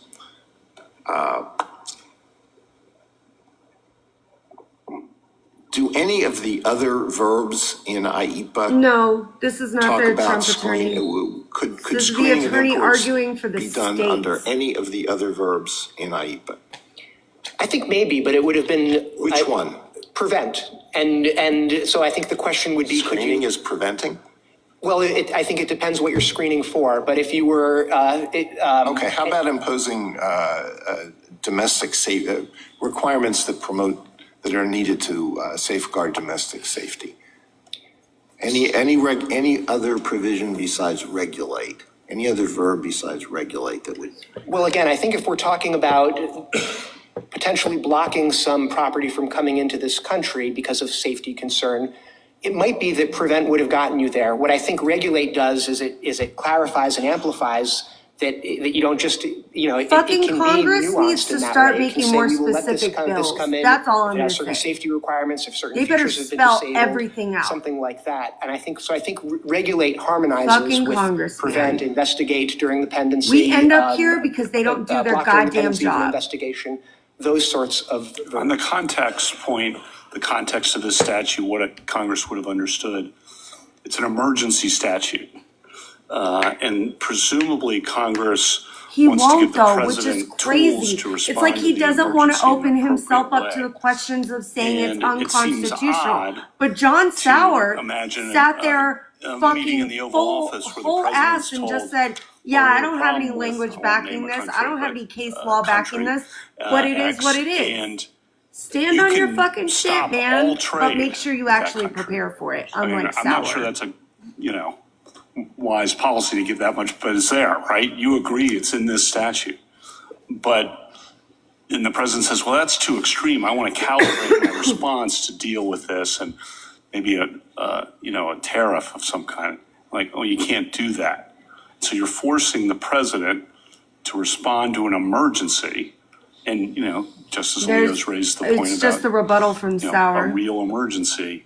After You're this, I taking believe. away the president's suite of tools when the one is much No, more but that's the extreme thing. that is authorized. Both That of just these seems a attorneys bit are unusual. very experienced attorneys. Think about India right now. is- The tariff on India. Yeah, Right, that's Oregon designed Solicitor to General. help That's who settle this the guy is. Russia-Ukraine The guy war. before him As I understand it. has argued before the Don't Supreme pretend to be Court an expert. But many if times. that's gone, He's usually very good. that's a tool. There's no that's reason that they should be designed- nervous. Talk about foreign facing, the most serious crisis in the world. And that's out the window. So I just think it's just contextually emergency. It's just a bit unusual to read it that way. But I take your response. Taxation's different, and you got to stick with that line. I know, and I don't think it's just that, because I do think it's that, but it's also that there are a range of tools that are more calibrated that the president can do. It doesn't have to be a complete embargo. He knows It he's could be, getting picked apart, limits on and you can particular hear him kinds of getting products. nervous. It could be quantity, I get it, quality. but in the history of trade efforts Be to respond confident. and push back, you're taking one away. Well, and the president, and there are many other statutes that might apply depending on the get exact that. circumstances, Fair, 201, that's- 301, 232. Counsel, I That's a good think what point. we're forgetting here is a very fundamental point, which is the Constitution is structured so that if I'm going to be asked to pay for something as a citizen, that it's through a bill that is generated through Congress and the president has the power to veto it or The not. judges shouldn't But have I'm to not keep gonna be leading you back to your taxed point unless because you both can't stand on your houses, shit. It's the like executive every and the attorney that came in legislature, have today made that was choice, woefully correct? unprepared. That's exactly right. So there is something, it's not just the taxing power, qua taxing power. The question is, do we permit the president to use the taxing power to affect his personal choices? They of don't what seem prepared. Like, is I good know that they're policy for me to prepared pay for? attorneys. Like, I know That's exactly all right. of The these question is attorneys who decides? individually Who are like decides and under extremely what good at what they do. circumstances? I don't like John Sauer, Now, but he's a with good attorney. respect to this, I mean, I'm not even going So it's to feeling the pretext like argument, okay? But the president threatened they to went a impose really 10% different way with how they tax thought on that this Canada would play for an out, if added that makes round sense. on tariffs during the World Series. He imposed a 40% tax on Brazil because its Supreme Court permitted the Neil's usually pretty prosecution good, of one but of its he's former presidents for criminal more of an activity. activist attorney now, so The I point don't is, know if he's those kind may of be just good gotten a little policies. far. I'm not sure. But does a statute that gives without limit the power Sure, Serena, to a president just message to me, impose DM me. this kind of tax, does it require more than the word? I mean, there's no regulate? way to be prepared for every Exactly. That's your question, point. but Yes. Thank you, counsel. looking at the potential did trajectories of where it Mr. would Cocktail go. say anything this morning with which you disagree? No, I think we cleared up any maybe potential Oh, thank you disagreement so about much. licensing fees, but I think we all agree on that. Okay. Amy, Justice put your Thomas? question again, baby. I didn't see it. Anything further? Justice Kate? Briefly. Justice Gorsuch? Chief. So I just want to follow up on Justice Sotomayor's question at the end of a long morning, afternoon. It does seem to me, and tell me if I'm wrong. You're asking about that decision the really making. key They part of could the draw this out context till the here, end of if session, not but the since it's dispositive one expedited for and you, it needs an answer is the soon, constitutional assignment of the taxing I'm power hoping in the next to 2 months. Congress. The power to reach into the pockets of the American people is just different, and it's been different since the founding and the Navigation Acts that were part of the spark of the American Revolution, where Parliament asserted the power to tax, to regulate commerce. Some of those were revenue raising, some of them didn't raise a lot of revenue. We had a lot of pirates in America at the time. And Americans thought even Parliament couldn't do that. That had to My be done brain is locally running through our on elected empty right now, representatives. asking me to Isn't point that out really the major between questions? Gorsuch and Alito, Non-delegation, it's how not whatever you want to working. describe it. Isn't that what's really animating your argument today? I think it's a huge piece For of all what's I know right animating now, our this could argument. be Thank you. Roberts. I'm having a rough day. Ms. Kavanaugh? Thank you. Justice Jackson? Can I just invite you briefly to address your kind of second tier I don't know, arguments? Xander. This one is gonna go assuming that the either way president because can Sauer's impose these argument sorts was of absolute hot tariffs. fucking garbage too. Why do you think, for example, that the trafficking tariff here does not deal with the drug trafficking emergency for the purpose of this analysis? So it doesn't deal with it because it's not a sanction imposed against traffickers. It is if you think of it as a sanction, it is a sanction imposed against people importing lawful goods in the Agreed, home. Isn't that Alex. Both indirect? sides were That absolute happens hot all the time, garbage. right? I mean, all the other authorities indirectly provide leverage on countries in this way. I don't think so. I think that they are, the history of IEPA and even of TWIA is imposing sanctions directly on the wrongdoers. These are statutes about providing sanction authority against He's international correct actors whose about this. behavior we want This to is a change. good nuanced And that's point. not what tariffs All right, thank you. Thank you, counsel. Rebuttal, General Sauer? That was the Thank you, best Mr. point he Chief made the Justice. whole Just 3 time, is points. that they're One, an targeted interpretive in point. specific Statutory areas, language here is not regulated broad. importation, and again, by means of instruments, licenses, or otherwise. Their argument is that that phrase carries with it a whole host of unenumerated forms of regulation, including quotas, licenses apparently that come with fees as long as they're sort of profit neutral fees, environmental restrictions, qualitative restrictions, reports, and so forth. It's just that the one form of Hopefully regulation this that they won't would not last long I'm crossing my is fingers. tariff regulation, which of course And then is I'll the have some guests quintessential, up. So if most you have historically tested questions, just method think of of them and regulating I'll go imports. through them. And so that additional phrase about, by means of instruments, licenses, or otherwise, really sort of reinforces the plain meaning, the ordinary, It's natural actually a meaning of speech regulated issue, importation Xander. here. It's like a So when it vocal comes just to plain fry. text of Our the friend statute, Ariel is their a argument speech is a therapist. She donut could type explain it. argument, and it's not an argument that does justice to the He's statute's not a plain chain text. smoker. On the Well, I mean, he may non-delegation smoke, but point, Justice that's not Gorsuch, what you causes alluded to voice the problems. founding era delegations of the Indian Commerce Power, and I just remind the court that in 1790, in July of 1790, Congress passed a statute that essentially delegated to President Washington essentially the entire scope of the Indian Commerce Power. He said you can do commerce with Indians if you have a license that you had to pay a fee for. And that will be subject to such rules and regulations as the president makes with no further guidance. So when it comes to this foreign facing there, it's obviously analogous because it's the Indian tribes, not foreign sovereigns. But this foreign facing situation, we have a very sort of deep and profound historical pedigree for broad delegations of the regulation of commerce, right? The foreign commerce power, in that case, the Indian commerce power. And that ties, I think, to what I take to be the main theme of the arguments on the other side. And I think that Mr. Catchall started by saying tariffs and Nobody's taxes. winning veggies. And I want Both to suck. complete the answer I think I was giving to the Chief Justice when I got interrupted is if you look at these tariffs, Not calling out Robert. it is clear that these policies are most effective if nobody ever pays the tariff. If it never raises a dime of revenue, these are the most effective use of this particular policy. And I said there's two buckets there. One is, first of all, when it comes to the trade deficit emergency, if no one ever pays the tariff, but instead they direct their consumption domestically and spur the creation of the rebuilding of our hollowed out manufacturing base, that directly addresses the crisis. Giving a It's more decent effective rebuttal. if no one ever pays the tariff. That's the point of it, really. That's a fundamental point of it. And that's one piece of these. And then as to both of them, as to both of the declared emergencies, They the don't always tariffs win, Dave. are an incentive, a pressure point, leverage, bargaining chip, as the court said in Dames and Moore, to get countries to change their behavior to address the foreign arising emergencies. So if you look, for example, to take a historical example, like last week's trade deal with China, it unlocked But access that goes to rare back to the earth minerals, quintessential which of point course have a here. critical national security aspect Everything to is them. not an And it got emergency. China for the very first time to change its policy with respect to fentanyl precursors, which is a crucial piece of that.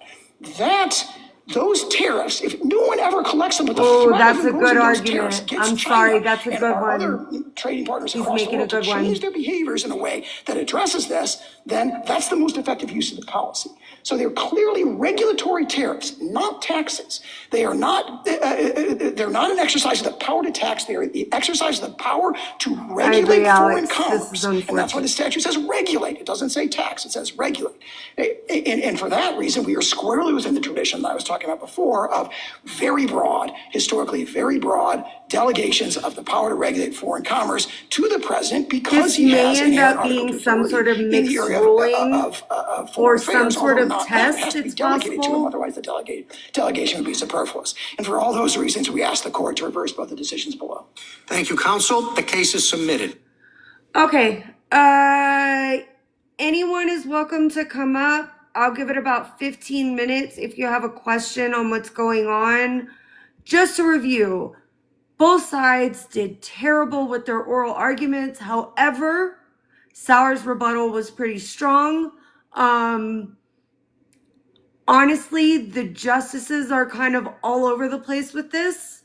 And I think we certainly have ideological lines with Kavanaugh, Roberts, not Roberts, Kavanaugh, Alito, Thomas, and then Kagan, Sotomayor, Jackson, Barrett's. She's probably gonna lean with the conservative justices more, but I will say Roberts and Gorsuch are a little bit in the air for me, so this could go either way.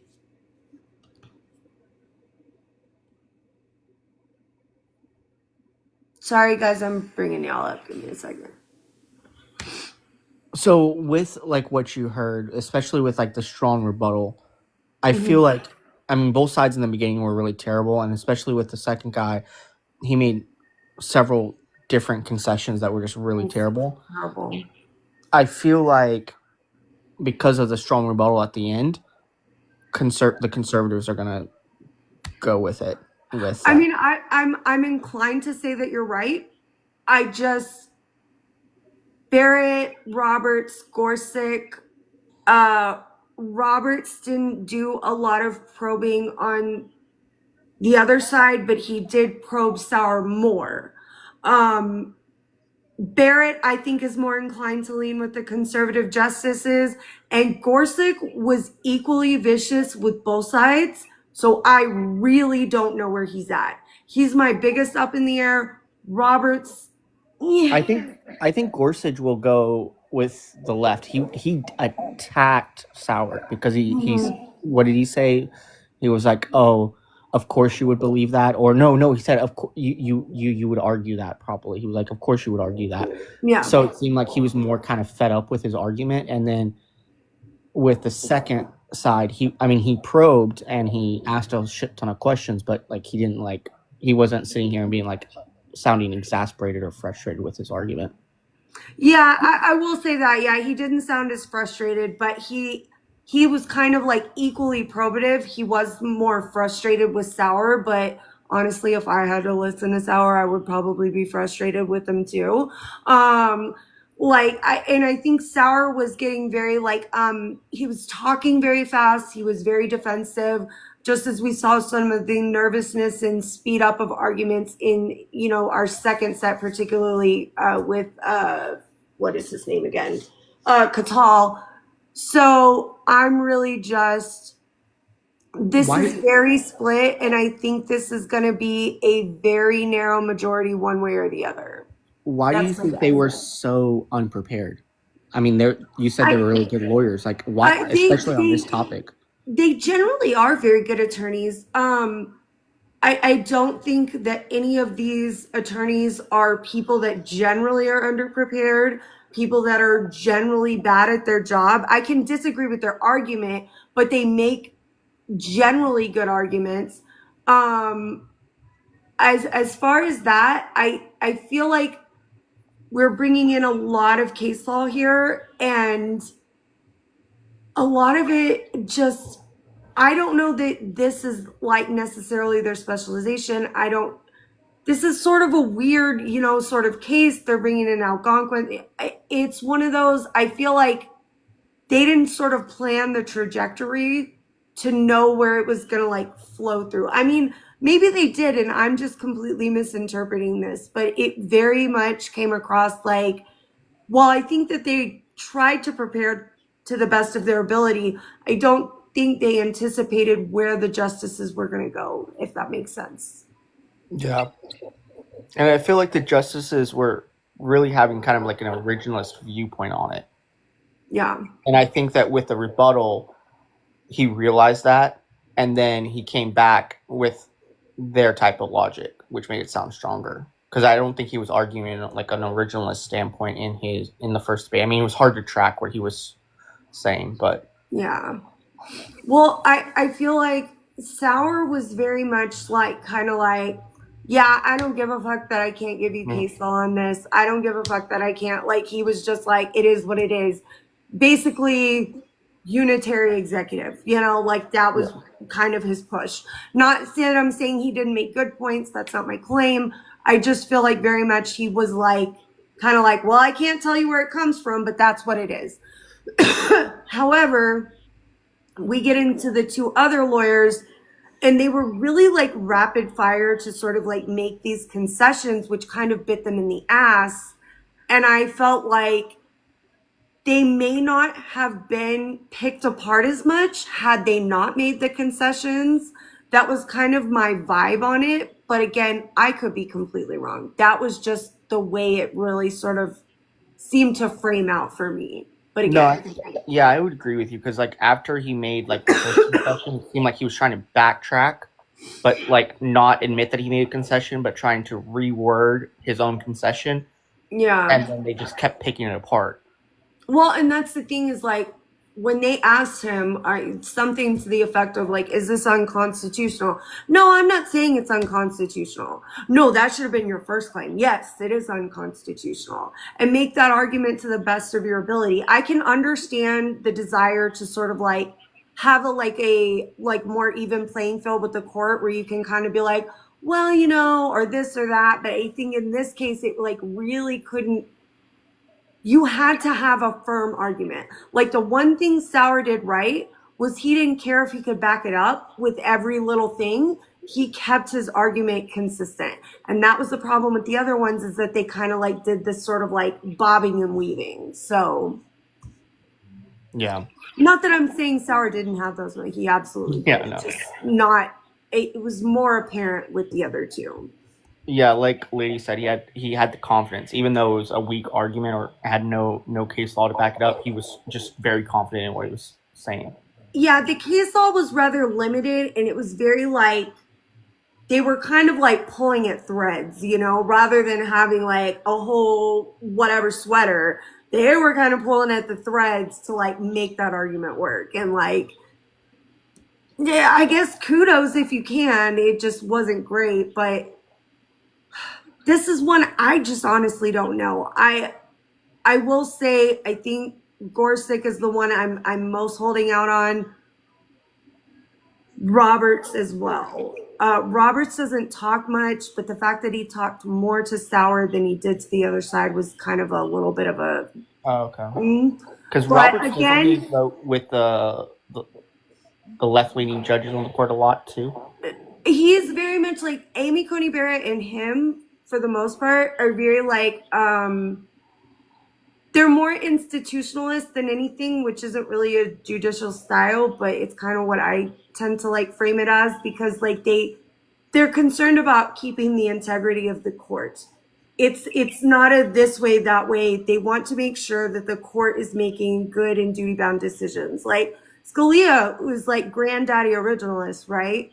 Yeah. I would still describe him as an institutionalist in the way that like he was concerned about preserving the integrity of the court. I didn't have to agree with everything he said or did, although he's probably one of my favorite justices. He was very much, he didn't like, they don't want the court to look bad. They want the court to keep their bounds. And so Alito and Thomas, Thomas is a very ideologically consistent justice. It doesn't mean I agree with it.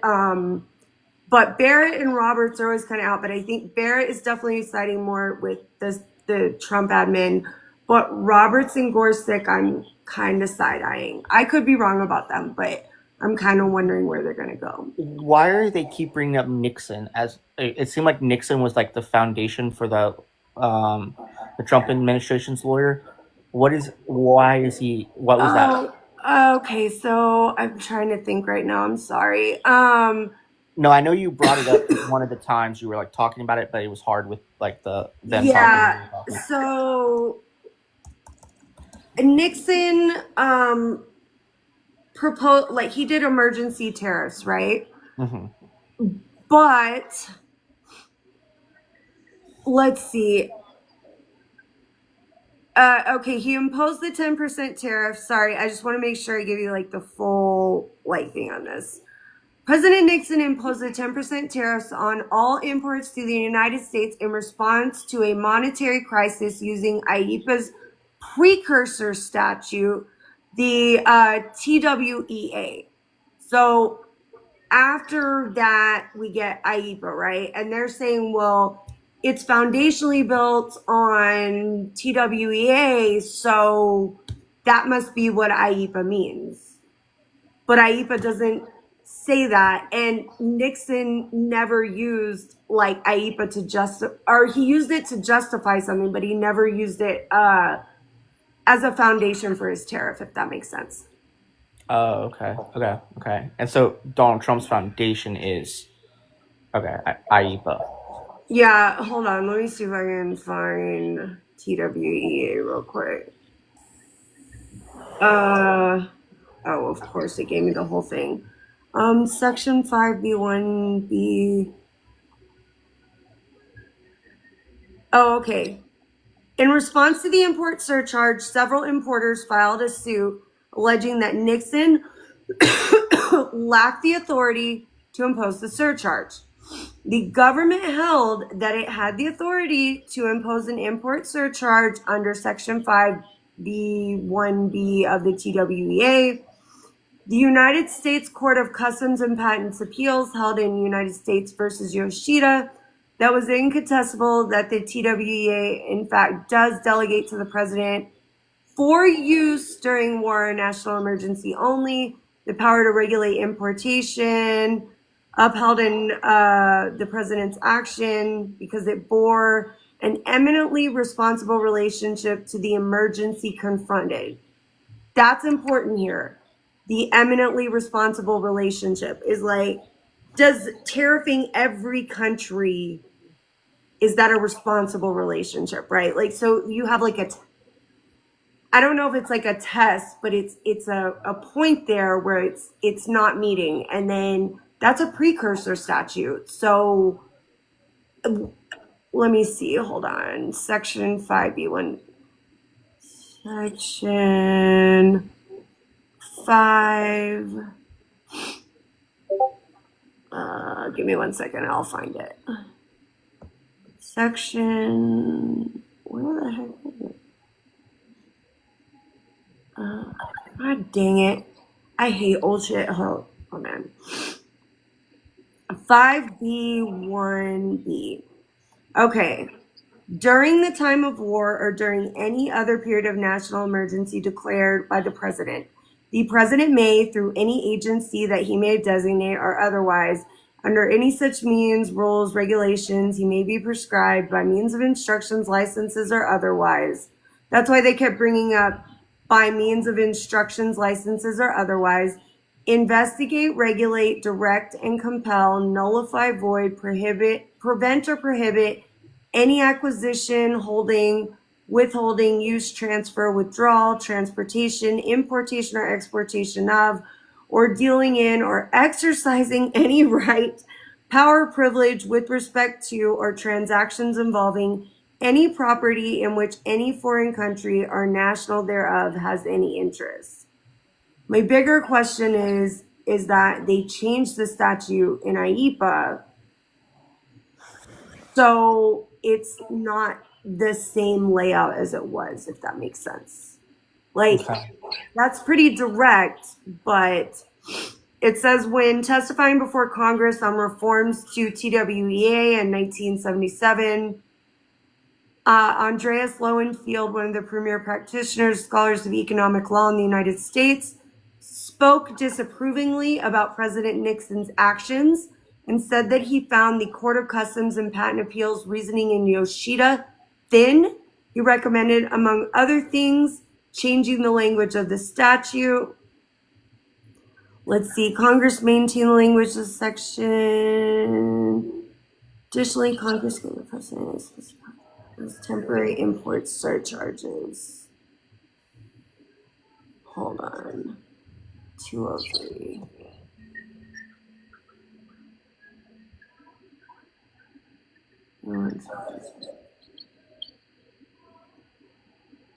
Hold on, I do have to go, but oh no, you're good. You did awesome. Thank you for answering my question. Oh, sorry. Yeah, no, I'm sorry, Alex. I was trying to find something, but you're good. No, you're good. You're okay. good. You're good. I just gotta go. Yeah, sorry. No worries. Have a good one. Nice to see you. Too. Bye, hon. Okay, if anybody else wants to come up, sorry, I was just trying to find something.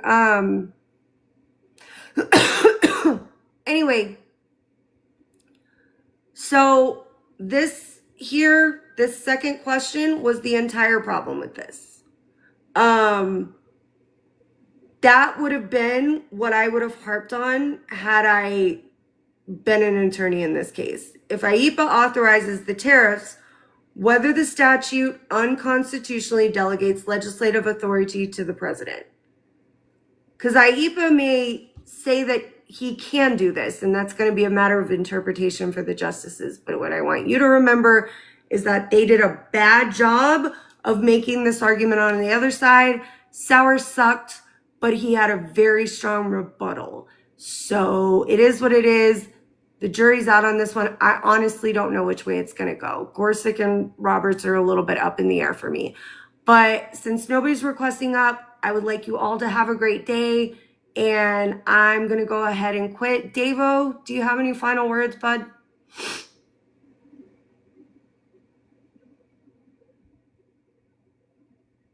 Okay. All right. Love you guys. Bye.